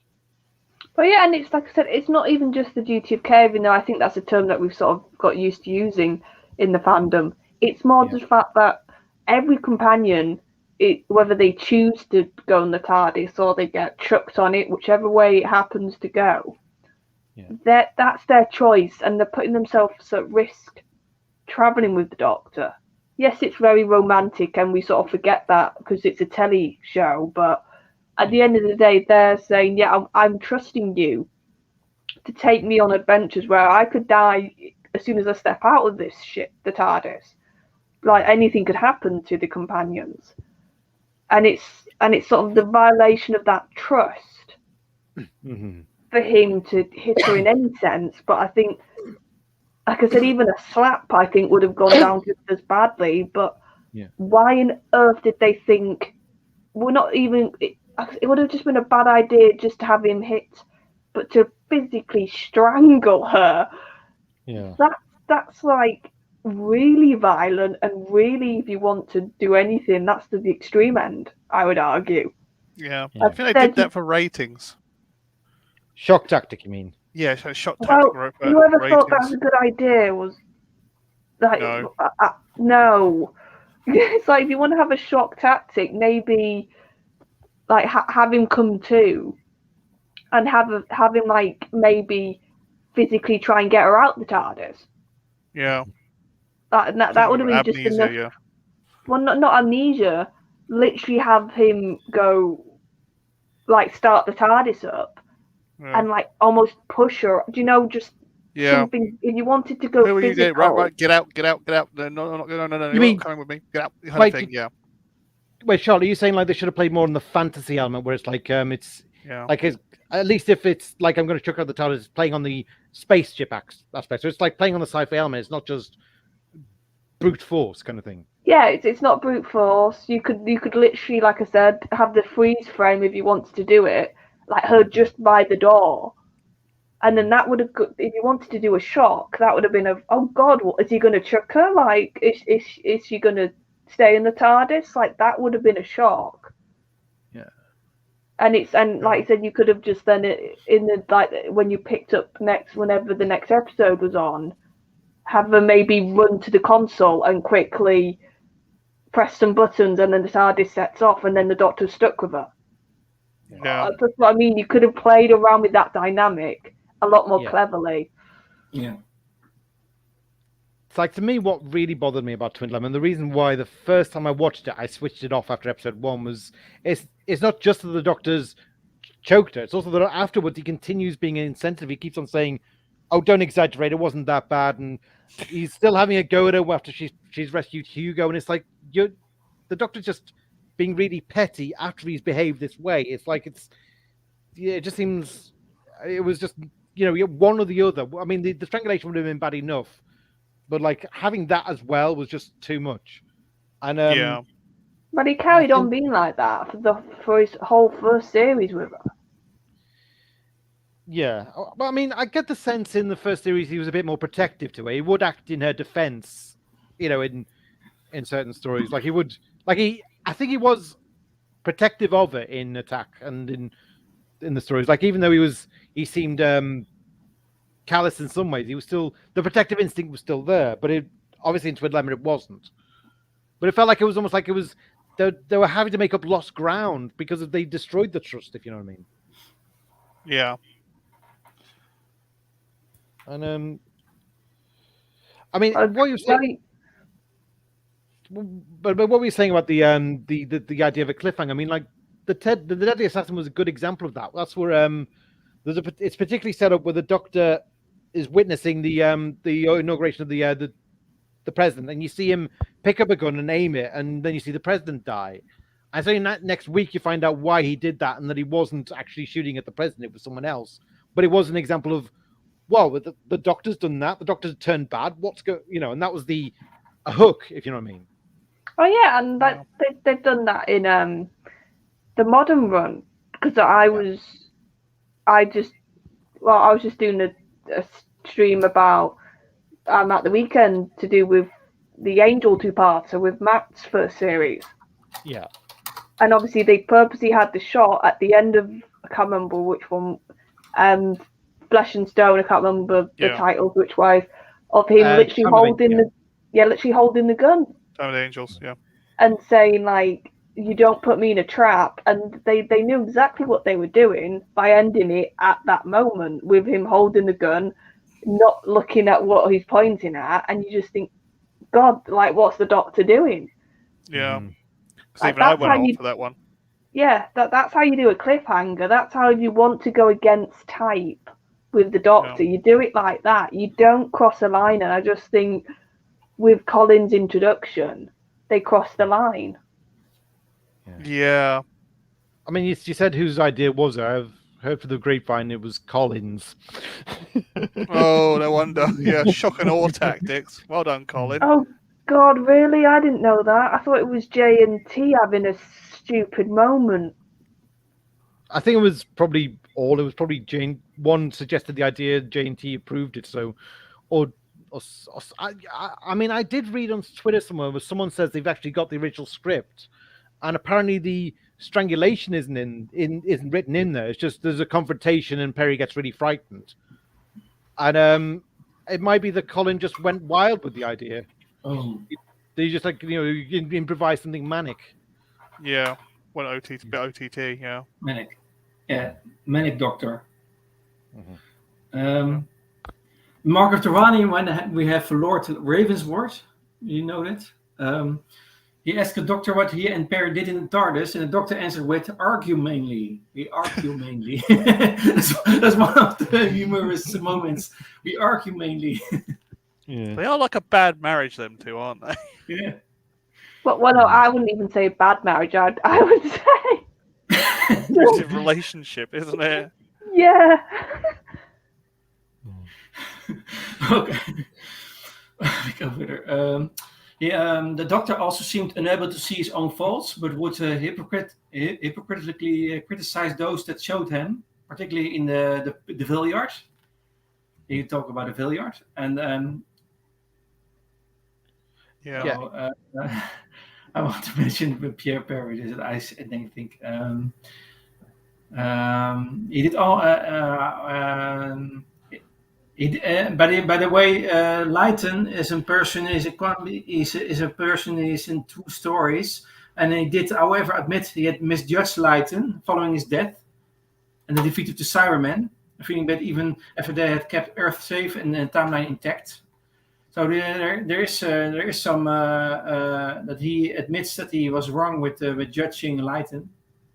So he's very bad in admitting his faults, but in this case he was admitting it. He was feeling bad about it. So yeah, I think it's also a sort of mask he is using sometimes when he wants to protect his own feelings because he is so sensitive. And that he is so harsh and so aggressive by times or violent to camouflage his sensitive part of himself. Yeah, it's like an armor, isn't it? Yeah. Not to defend his behavior because I don't think it's good to strangle someone in the beginning. But I want to find what I mean is I want to find the explanation of his behavior. What's the reason why he is behaving like this?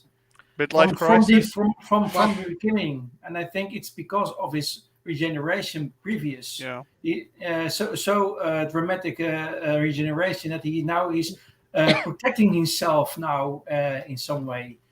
Yeah. Because he's regenerated so dramatically, and he wants to preserve his own incarnation now by camouflaging, by doing this behavior. So I think more psychological side of this doctor is a one with it comes out of fear, comes out of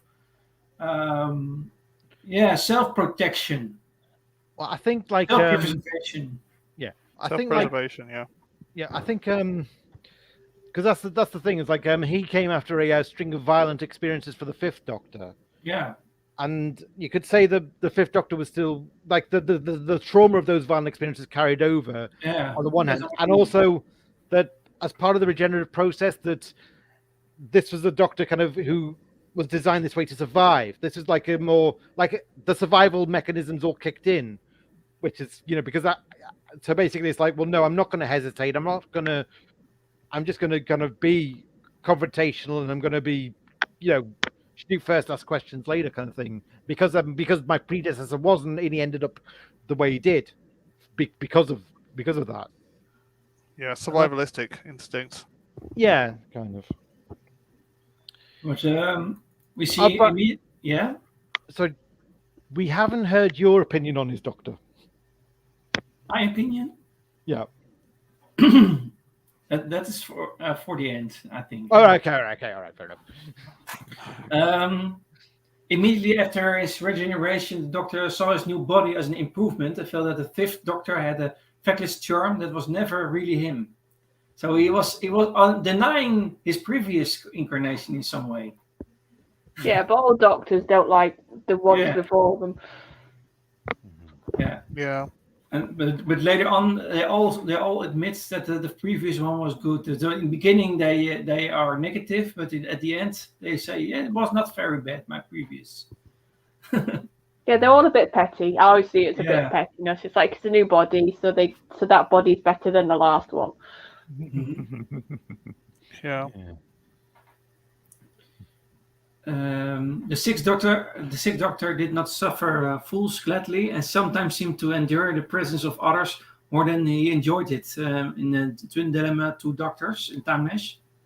However, he enjoyed his companion's company, saying that Perry was important to him, and assuring her he wouldn't abandon her in the Mark of Ferrani, and I had no problem saying that he loved Evelyn Smythe as a friend, and refused to leave Constant Clark in harm's way when she begged him to. So there is also some friendliness in him. There's a soft side. There's a soft side, but it is hardly notable. Though he was bitter for a while, yeah. I was going to say I've heard the story that originally he was planned to be like Tom, sort of. He was planned to be around like Tom levels, sort of that many seasons. So people have argued because he got sort of kicked off too early, that was the plan to sort of start the sort of harsh side, and then with each series get a bit lighter. But because he got kicked off a lot earlier than they originally planned with him, that's why we have such a shock of his introduction, and then it's only even when he's starting to get softer, you still have the traits which aren't likable. Yeah. So when you sort of think about it in that way, you can sort of understand why sometimes his characteristics do seem a bit lopsided.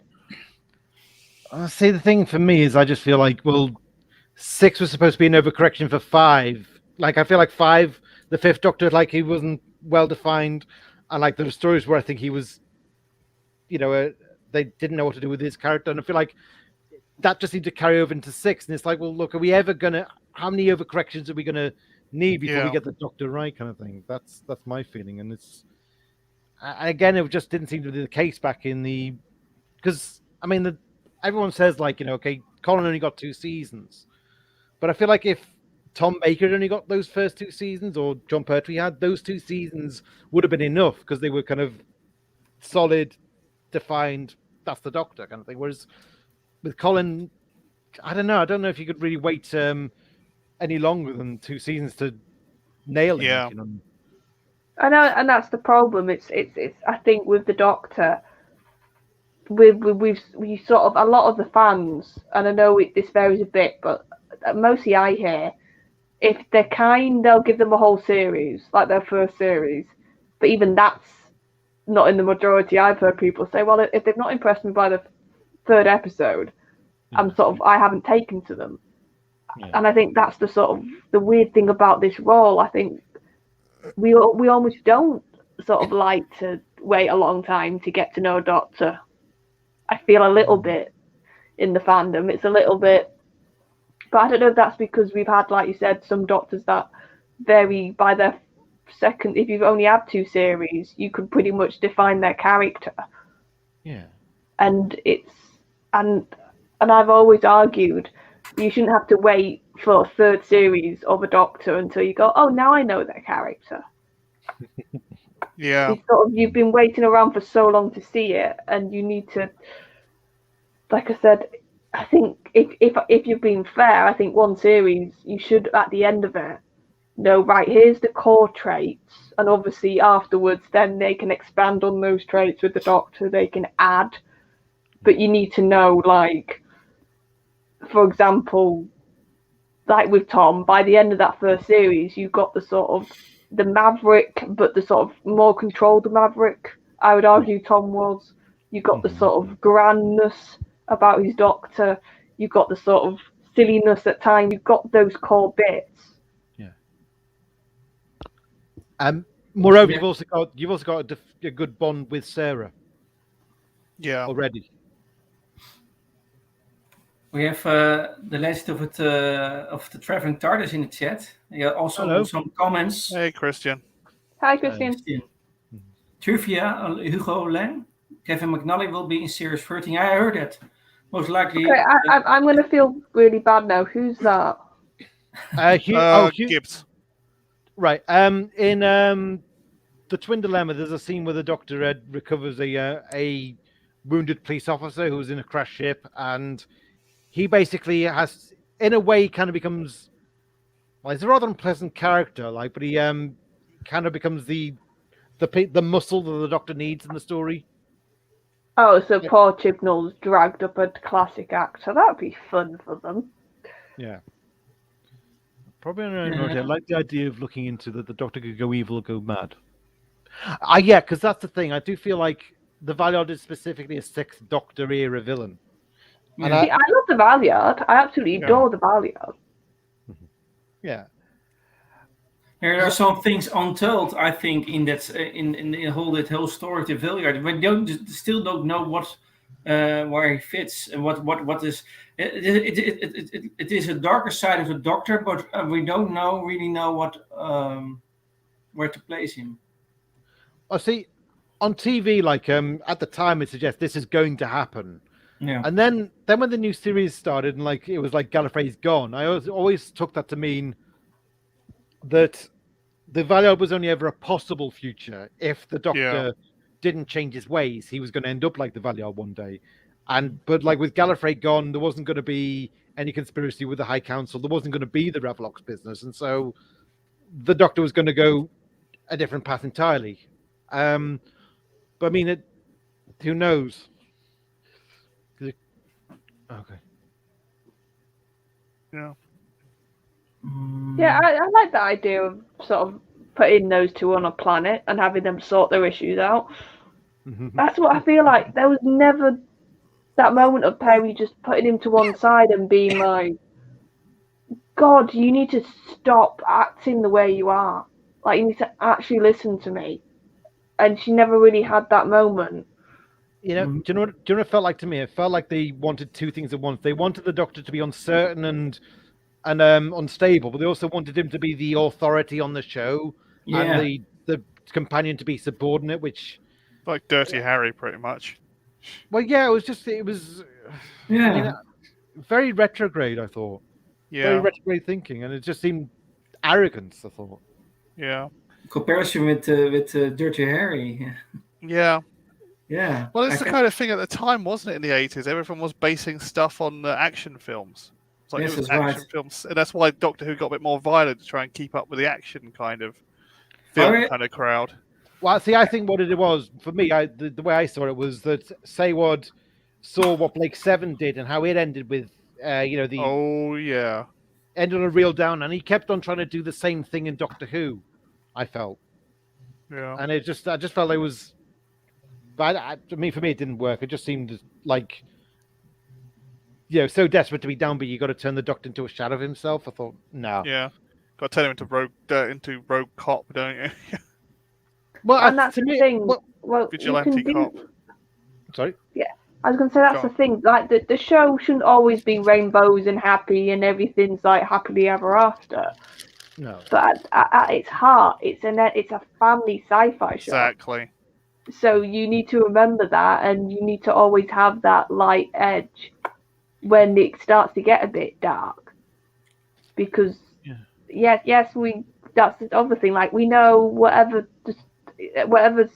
stakes or how bad it looks, we know the Doctor's gonna win. We know, unless it's a scene like a finale, or we know it's coming at the end of an era, that's when we're gonna get some consequences. Or the story we discussed last week. Yeah. Carry on. So it's you've got to remember that, and I think when showrunners get a bit too entrenched in what you were saying, maybe what Sayward was doing, he sort of forgot that at the end of the day, this show is light entertainment. As much as we love it, and it should be complex at times, and it should have that sort of depth to it, it is like family entertainment. Well, that's the thing, though. I mean, Sauer seemed to hate the idea of it being that. I feel like he did, and that's kind of. He wanted Torchwood, didn't he? Probably, yeah. I mean, it feels like it just seemed like because like there's a lot of kind of laughable moments that we kind of put down to being camp, but it feels like Syward hated the fact that the view of it being camp, so it just became so the camp didn't even work, if you know what I mean. Yeah. He wanted it kind of gritty, like Star Cops or Torchwood.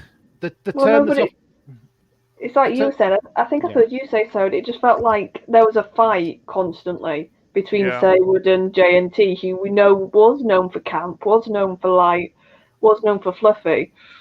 Yeah. I think like the term often. I mean, because J&T had his own pantomime company at the time, so he was doing that. He was also trying to make the show like he was at the same time he was doing the show. He was kind of pitching ideas for a soap opera because he really wanted to do soap as well. And I think for Seward, it was like, well, that's not what I want the show to be. I want it to be kind of a bit more violent, a bit more, that kind of thing. Gritty drama, yeah. Yeah. But like, see, what bothered me was I don't think Seward got like how to write characters that had survival instincts, because it just seemed like if you wanted in Seward's stories, like, well, how do I get this character to die? Well, I'll just have them act in a way that just shows no instinct for no survival instincts at all, kind of thing. Yeah. Yeah, they sort of just became lemmings almost. You're like, you're gonna die. Yeah. Right, you're gonna die. Yeah. Yeah, it's a shame, really. I mean, but I kind of like the grittiness of it, but it was a bit too extreme. I think for a family, definitely for a family show, and I think that's kind of what made Mary Whitehouse wake up to it. Yeah, but kind of tirade. I was gonna say, but she hated it like in Tom's era, so she'd sort of she'd had her eyes on the show for a while by the time we got to Colin. Yeah. Yeah. Conservative Davros, as I like to call her. Oh, she'd love today, seeing the roles all reversed. Well. Okay. So I see the time is going very fast. I see there was so much more, but I think I go to the habits of his doctor. Habits, the most things we have mentioned about the personality of the doctor. I think he can easily do one more stream of this doctor, but we will shorten. Commonly, the sick doctor would overact with rage when questioned about his methods, and repeating a single word from the criticism, often getting louder as each repeat went on. He also had a taste for poetry and literature, often reciting the bits of them. One is habits and is quirks. Oh, by the way, I did something similar to that on the with the script doctors. Like, there's a scene where from Time Lash where it's as you describe. It's like Perry's like asking like that Contran Tunnen is real suckers in. It's like she goes, "Is that bad?" And then he explodes and starts going, "Bad, bad, bad." But he like. The thing was, I had to be very careful how I delivered that because, like, everyone else was like had their headphones in, and so like I had to be careful not to be too loud, to burst their ears. So like it ended up being kind of tone. It's like I was asking them and said, "Look, like I remember Gary saying, look, just dial it down to about a sixth." Anyway, just a little anecdote. Was very theatrical, the sixth, wasn't he? Yeah. And the doctor, when concerned with his appearance, often asked his companions how he looked in an act of vanity. So he was a little bit vanity figure. A quote from the so a little bit concerned about his appearance, and he asked some feedback from his companions. That's one of his things. Just a quote from Mysterious Planet, where he's like at the camera before Drathro's office. He goes, "This is my best side," you know. Yeah. Yes. Isn't it? Yeah, that's what I mean. But I think. The doctor was prone to saying, I wonder, when thinking aloud. I wonder. Some cases he said that. When then exclaiming, aha. Yeah. So when he was thinking, he was thinking aloud in most of the time. Yeah. Not so calculating as other doctors, but more thinking aloud. He also was known to let an annoyed daw when dismissing someone. Sorry? As well as this, he had a tendency to exclaim, "Great Gallifrey!" Oh. Okay. The doctor had also a cat brush. And he stroked his cat brooches before attempting something risky. You can see that in some stories, like for example the Twin Dilemma, Detective Simon and Vincent and Voris. He when he wants to do something risky, he's stroking this cat on his sleeve or his. Oh yeah. Like that was the thing when he'd stroke. Yeah, there was the cat lapel, and that was almost his lucky charm kind of thing. Yeah, and much like his previous incarnation, he would also stand with his hands in his pockets, also while flicking the long tails on his frock coat back. Yeah, and when not in his pockets, he would keep his hands hovering above his waist, wring his fingers together.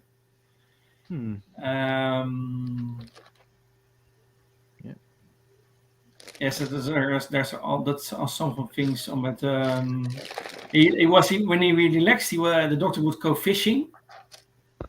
Oh yeah. That's also a thing when he wants to relax, and then he goes fishing. That's one of the things he does. Now, however, the doctor considered giving up fishing when he started thinking that it wasn't fair on the fish. No, that was the lesson learned from the two doctors, wasn't it? When he hi Matthew. When he learns that when he sees the shock eye basically tenderizes humans the same way that we tenderize our animal meat kind of thing. He says, "You know what? I'm going vegetarian from now on." Well, you can't really blame him after that story. I think everyone went vegetarian after that one.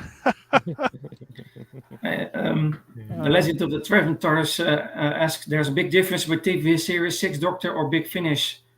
And that we also discussed in the beginning of the stream. That I noticed that the Sixth Doctor in the Big Finish is more gentle than in the on screen. Yeah. That's what our conclusion was, I think. Yeah. Well, see, here's the thing. I sometimes they've made a huge difference. Sometimes I think they've a little bit overcorrected for it. Like the big one for me is Davros, where the doctor kind of is confronted with Davros and he says, "Look, I'm not going to kill you," and you're thinking, "Wait a minute, this is Davros and this is the Sixth Doctor." Yeah. Yeah, even the Fifth Doctor was willing to shoot him at one point when he was facing Davros. Yeah. Yeah. And the worst thing is there's a bit where Davros actually takes a hostage, and the Doctor's still saying, "Well, no, I'm not going to use the gun." And I'm thinking, why not? He's got a hostage. It's legitimate. And I just thought that seemed a bit wrong to me, if you know what I mean. It felt like, well, War is the Deep territory again, really. But anyway. On occasion, the Doctor would carry a multicolored umbrella that matched the clothes of his clothing. You can see that also in some stories. A colorful umbrella. Now about his skills. The Sixth Doctor was highly deductive, able to understand a situation based on small details, but others overlooked, and identify his location by studying his surroundings. He's very observative in that case.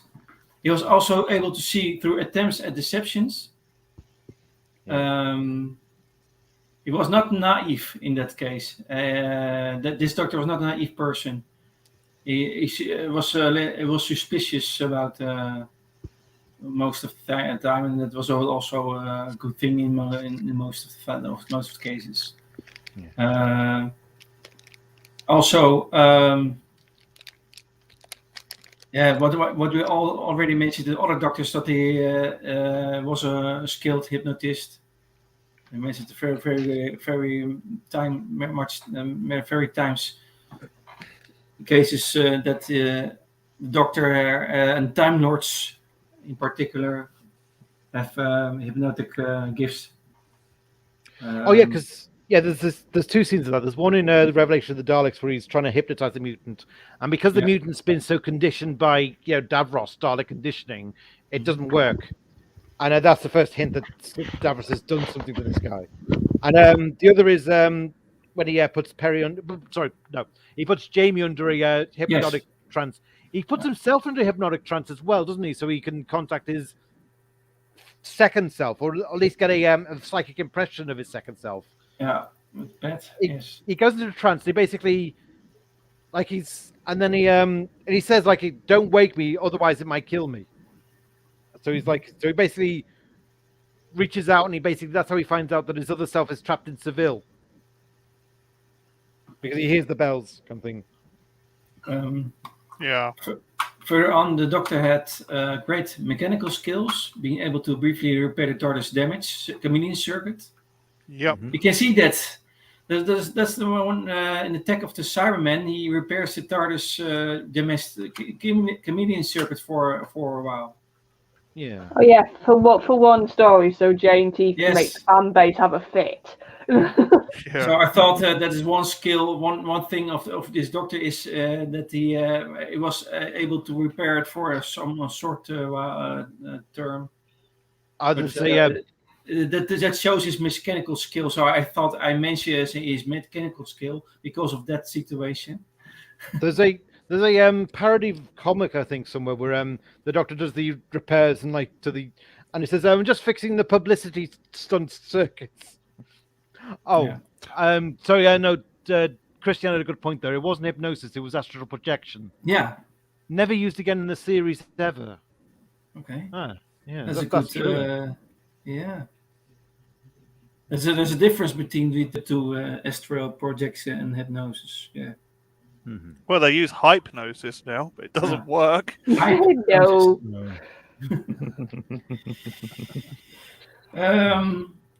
His appearance, yes. Now we know that this Doctor has typical clothes on. We had the third Doctor also, but this Doctor has a coat of many colors. Yeah. And a clash of the rest. It even went. Yeah, I was going to say Joseph. Yeah. Well, he did have a blue one, didn't he? He had a blue jacket once. In Doctor, in real time, yeah. That was Big Finish, wasn't it? I was going to say, did he ever physically No, that was have actually that on BBC Cole. Yeah. Not on the show, no. It was in an animation. They did the first Flash animation with the Sixth Doctor. Yeah, cause I know that as his Big Finish outfit, almost the blue one. Yeah, I think that's where Big Finish came from. Hello, Cam. Hey, Cam, mate. How you doing? Cam. Also, the Sixth Doctor was, by the way, Colin Baker was earlier in another role, Lord Maxwell. Oh yes. Yes. Maxwell. So there is some. He was identical in his appearance also to that.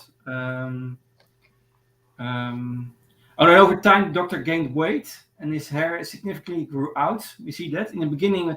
You can see that his hair is growing out. We see that in Mysterious Planet, he has a whole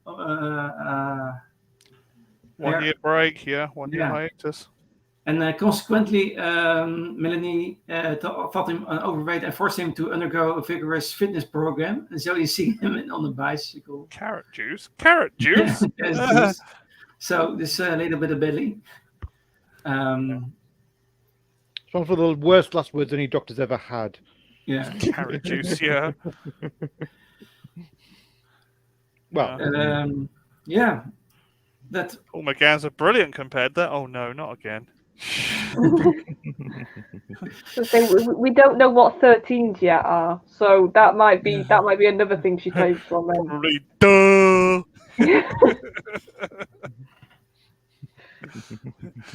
Yeah. It's going to be fun when we review her, isn't it?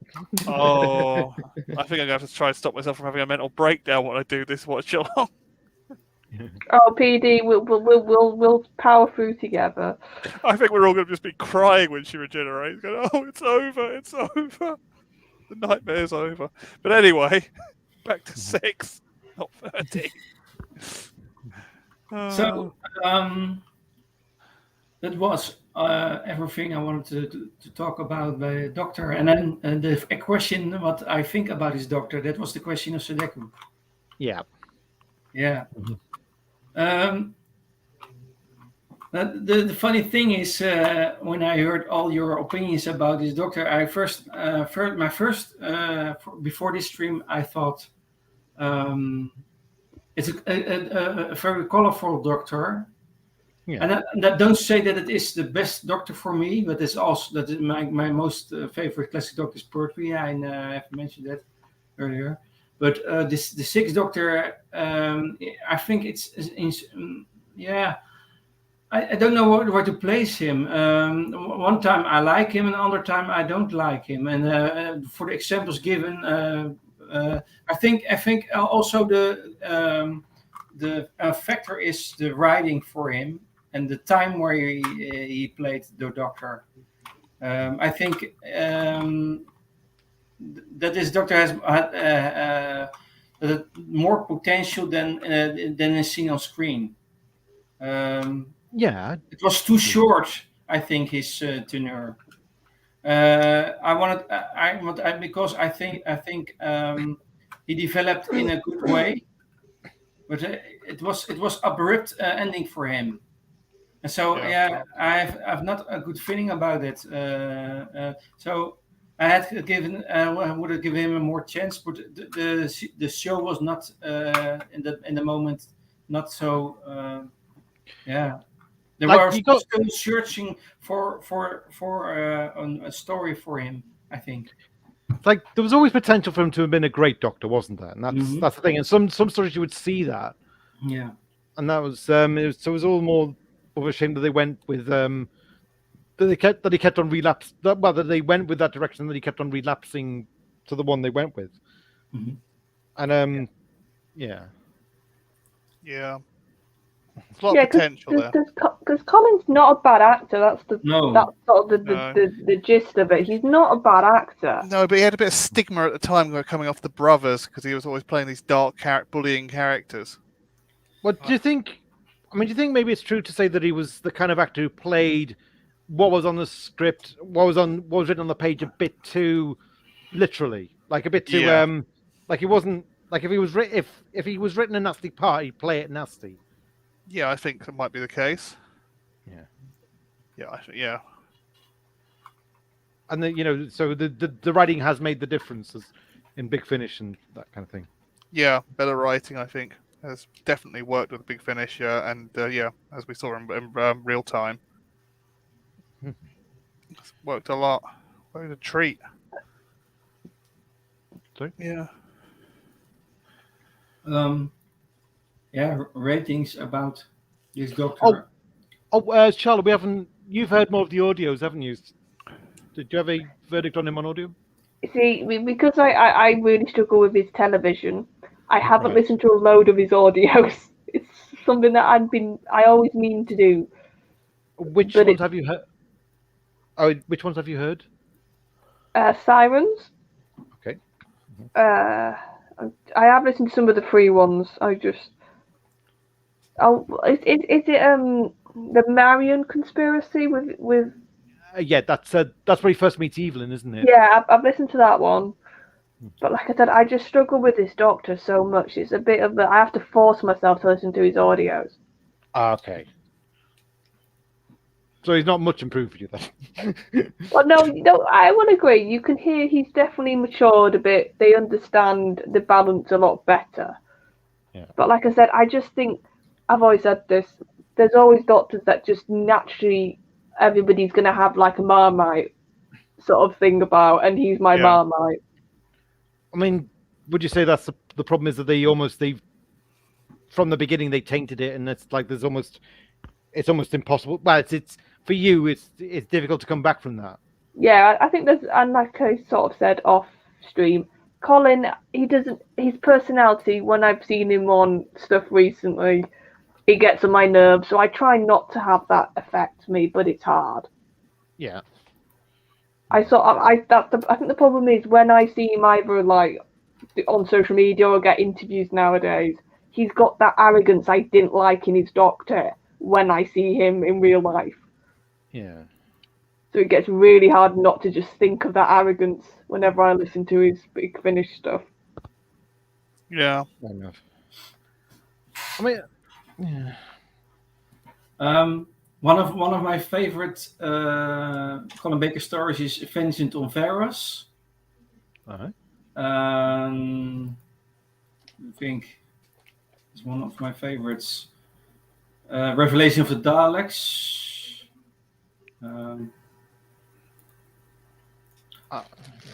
Yeah. Have you got favorite stories? I'm still looking. That's one of my favorite stories, by the way. Vengeance on Varus and Revelation of the Daleks are my favorite stories of Colin Baker. And for me, I'm quite fond of the parts of Trial that aren't Mind Warp. Yeah. Revelation of the Daleks is still a favorite.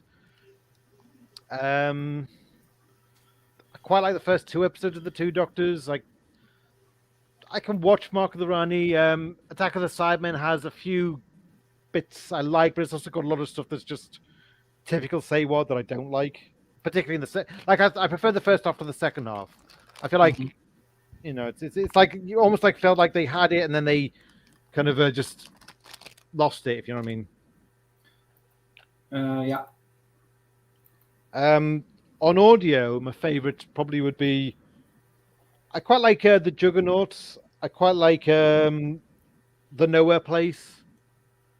I really loved some of the lost stories they did. I really enjoyed. I really loved the Nightmare Fair, Song of the Megatra, and Point of Entry. That's one of my favorites. And Paradise 5. It's like these are the stories that we didn't get, but you're thinking, God, it's always kind of a nagging when you hear Big Finish recovered lost story and think, well, why did they not make this and they made what they did? Well, I know I didn't make Yellow Fever, but there we go. Yeah. Alone. Yeah. Oh, that would have got cancelled now, wouldn't it? Oh yeah, from day one it would have even got made. Or just the title, yeah. They'd have to retitle it something else. Mm-hmm. Revolution of the Autons or something would have to be retitled as. Indeed. Yeah. Is there someone who want to comment further on this or? Oh yeah, Charlotte, do you have any favorite Colin? Probably Attack, because I do like the Lytton sort of the fact that they go back to that character and you do see quite a difference in him in that story. Yeah. Like I said, the Two Doctors, the Second Doctor and Jamie bits, because I adore those two. And then literally, it's like if they didn't look as old as they do, it would just be like watching the Second Doctor story, those bits. Yeah. And I'm struggling after that. For me, I'd say I like Mysterious Planet, I like Varos, and I quite like Attack of the Cybermen. Mm-hmm. I just didn't really like the A story in Daleks. I just thought it was a bit, it's like, because he was just taking it off another book, and it was just like not very creative. But the B story was good with Davros and the Soylent Green. I just did not like that A story. Oh. I mean, the stuff with Jobel and it drove me crazy. Yeah. Well, I mean, that was a bit like the Sixth Doctor and Perry as well. It was like, why is she so attracted to him? Yeah. Yeah, it was a weird story. It was like, but the whole bit with Davros and and turning people turning people into Daleks and food is like, yeah, I liked that. That was pure Doctor Who and Orsini. Yeah, the kind of random weird character you always get. Yeah. Yeah, I just didn't like the Jobel stuff. I just found it annoying. Jobel. Yeah. Oh, Mr. Jobel. Oh. It's like you must leave with me, and he goes, "That's the bluntest invitation I've had all week." Yeah. Then she's always screaming at everyone else. It's like, That was the actor. Jobel was, by the way, the actor from Keeping Up Appearances. So with Violet. Highest is Bouquet, yeah. Yeah, Mrs. Bouquet. Mrs. Bouquet. Back in Voyage of the Damned, yeah. Very nice. Oh, there is an interview he did with Doctor Who magazine that they never printed because the actor was just such a prima donna in it. It was just like he just felt that he really hated the interview and he was just being really snarky with him and just like oh, hi Daniel. Hello. Hi Daniel. Hey, Daniel. Well, it's not as bad as a certain Dalek operator in Doctor Who magazine, but that's all I'm saying about that. Oh. Oh. Okay. Yeah. But yeah, he was back in Voyage of the Damned, wasn't he? He was, yeah. Yeah. Yes, that's right. By the way, a Christmas special with much discussion. Voice of the Damned. Some fans like it, some fans don't like it. It's considered to be one of the best episodes, isn't it? What? Some people consider that to be like one of the best episodes of New Who. Oh, and I read about it that it was the worst Christmas special for some fans. But yeah, you can see everything has another taste, another. Yeah, I think it was one of the highest rated, wasn't it? Another experience. That's the highest rated. I know that. That's the one. I knew it was something about it. Highest rated because of Kylie Minogue's appearance. Well, there are some fans who think highest rated means it's best because like it made us feel good. Yes. The show's not going to get cancelled. Yeah, that's what was so great. That was what's great about it. You got it right, Sadako. Yeah, it wasn't going to get cancelled. Yeah. I'm a bit cynical about the new series, as you can probably tell. Yeah, I mean, everyone's got a love-hate relationship. We've got a bit of a love-hate relationship at the moment, I'll tell you that. Yeah. I'd say it's heading for an abusive relationship. Oh. Okay. We can. Yeah, it was a nice stream. I think we have discussed much about this doctor. Yeah, He's a very short-lived but very interesting doctor. I find. Yes, I see that. The strange thing is, this is the longest stream of all the doctors. Wow. Yeah. I think, and I expected it before because this doctor has so much layers. And I mentioned earlier, so much layers, so much complexity that you can easily do 2 or 3 streams about this doctor, because I had more things written, but I have not discussed the half of it. Yeah, you can mention because there are more things about this doctor you can tell and why he behaves like but I think in one stream is now enough for this.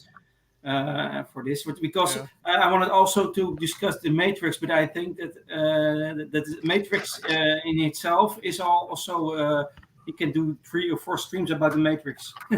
Yeah, so a complex subject. Yeah. But I want to do it in the future. I want to do a series about this Matrix and how he fits in the stories of doctors and what we can learn about the Matrix. Because we see the Matrix in diverse stories. Also, I mentioned also the Timeless Child, the Matrix. So many things to talk about in that case. Oh wait, we didn't talk about Perry's fate, did we? Well, we didn't for the Queen. You don't know. Yeah, I kind of stumbled on it, but we didn't talk about it. No. Well, my battery's about to die in a minute, so if I suddenly disappear, folks, I'll say good night now. Thank you very much. So I'm best probably actually to pop off so I don't suddenly do it. So thank you, Joker and Sudoku and PD and everybody in the chat, because we had quite a few faces again. So thank you, and I'll see you guys whenever, because I don't know if Mondays are going to be free going forward. So I'll tell when I know better. I can tell you. Yeah. And you can see in the description of this video, you can see where you can find Queen Charlotte. You can find Queen Charlotte on Scottish Davros streams with Queen Charlotte, and they discuss Line of Duty. You can see that on the YouTube channel of Daniel Leach. Thank you very much. Yes. So good night, everybody. Bye bye. Good night, Charlotte. Good night, Charlotte. Good night, Charlotte. Bye. I'll whack them in the chat. Just a second. Oh, by the way, if you want to find me, I have a forum. I've put it in the private chat.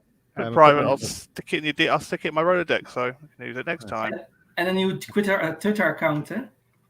Oh yeah, my new Twitter account. I'll put that in just a minute. Yeah.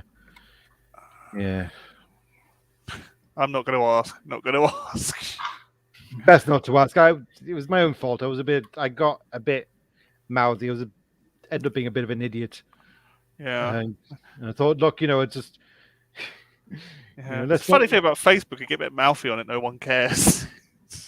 Well, that's the thing. Is like I realized, oh shit! Now that all my links to all my other social media is on Twitter. So I thought, okay, delete Twitter.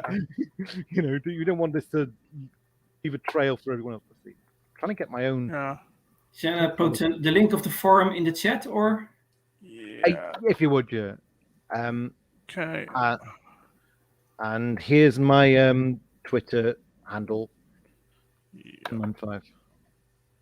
Find it. Oh, there it is. There's a chat window. No, that's not the right one. In the wrong window. There we go. I'm in the right window now. That's what I hate when you watch loads of videos on YouTube. Yeah, just the forum is one me and a friend set up. It's basically more classic orientated. Like, obviously we post news about the Jodie era, but we tend to not dwell on it too much because we think, look, it's a negative era. Yes, it's a moot era, isn't it? Really, it's the one just ignore. Pretty much, yeah. Yeah, I think we're all excited about seeing the end of it. I think that's the main thing. I think that's the main thing I can take away from it. Well, it depends if you're looking forward to RTD's return. Yes, I'm a bit, positive anxiety. I think I've got. I can say about it. I'm positive on one hand, but absolutely bricking it on another because RTD can, in this environment, could turn on a dime. I wasn't really a fan of his era the first time, anyway. So enjoyed his era. I didn't really like Series 1. Yeah. Big fan till Dalek. I think halfway through Series 1, I thought, oh yes, this is Doctor Who. This is Doctor Who I remember. Mm-hmm. Yes. Yeah.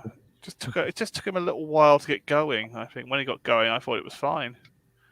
Yeah. But I was always, when I first saw it, I was like always shouting at, "Oh, why you could have done this? You could have brought this monster back. You could have done this. You could have referenced that to this. You didn't do it." Kind of thing.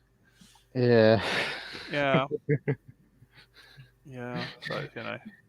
So I'll put the link to your Twitter at Sadeku in the chat, or do you want? Don't you want to? I don't know. No, put it in. Because I think a lot of people don't know my new Twitter because I only just set it up yesterday. Yeah. Okay. Yeah. Yeah, I'm just still filling it in the Rolodex. Yeah. There we go. Done. So there were two things I really wanted to say about Trial. One is I feel like it's probably worth comparing it to the second Doctor when he was put on trial by the Time Lords. I feel like in the second Doctor, in the War Games, like when he was kind of making his case to the Time Lords, it was like you were behind it, and whereas in the Trial of a Time Lord, it felt like it wasn't really being taken as seriously, so he didn't get that kind of defined case from the Doctor for himself. Yeah. In terms of Perry's fate, because they kill her off and then they reveal that she didn't really die. Yeah, I mean, my take is I think if they were going to reveal that she survived, they should have had her rather than Mel become the witness. Like just have her arrive, and then suddenly it's like impact of, oh my god, the evidence was faked. Perry is still alive, and we've been lied to, kind of thing. Yeah, Perry never got to say a goodbye, did she? She's got bye. She's gone now. That's it. Bye. She's off with Brian Blessed. That's it. Yeah.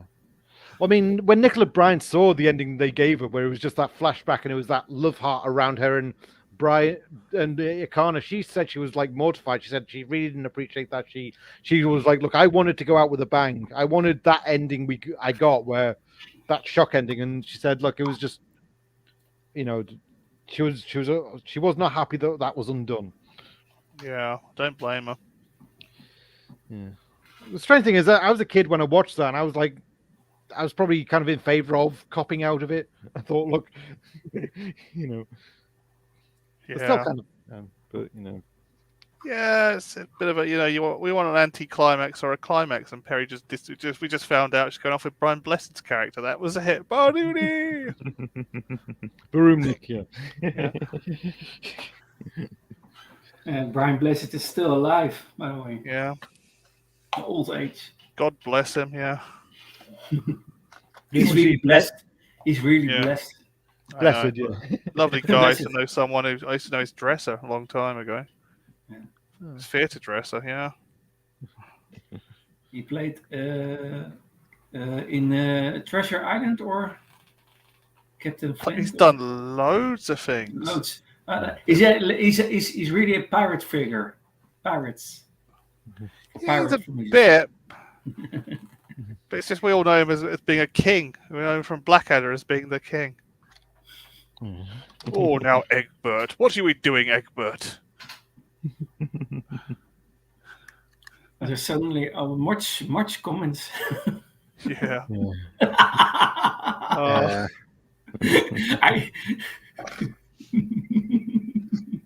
Yeah. What are we doing today, Edgar? He doesn't know his own son. Doesn't care.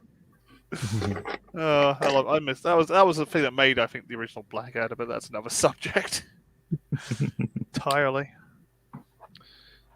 It is a show worth revisiting, isn't it? Blackadder. It's a good show. Yeah, definitely picks up in its second series, but gone a different direction. The second series, and it works. I really should marathon it sometime. Yeah. It's definitely one for a watch along. I'll tell you that. Yeah, that'd be good. Yeah. Okay,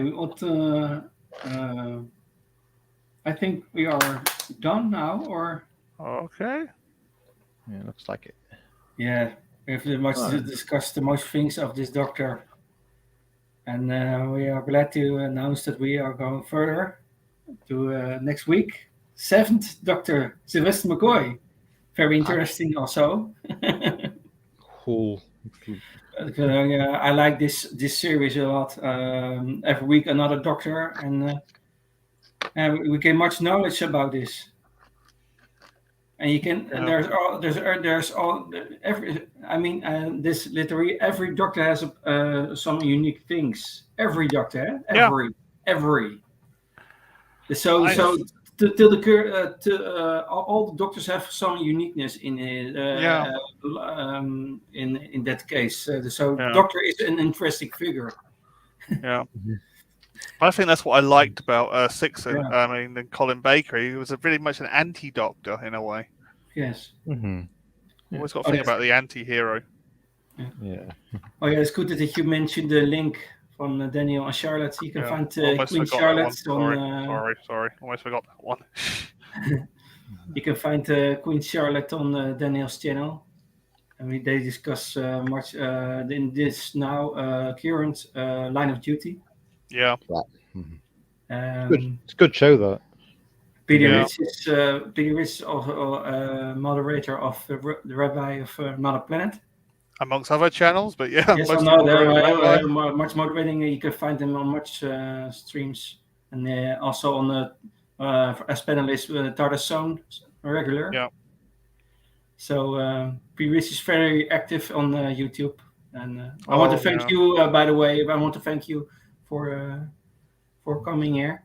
No worries, no worries. Sorry, I wasn't here too early. Didn't know what another channel was doing. There we go. Yeah, shit. And Sadeku, also thank you for your present and for your contribution. Yeah. Great knowledge of the show, and I like your style of talking about it. Thanks. Your enthusiasm. But, thanks for having me. Yes. So next week we will discuss the Seventh Doctor, and I want to thank everyone also in the chat, and I want to say have a very nice week. See you next time. Bye. Bye. Bye.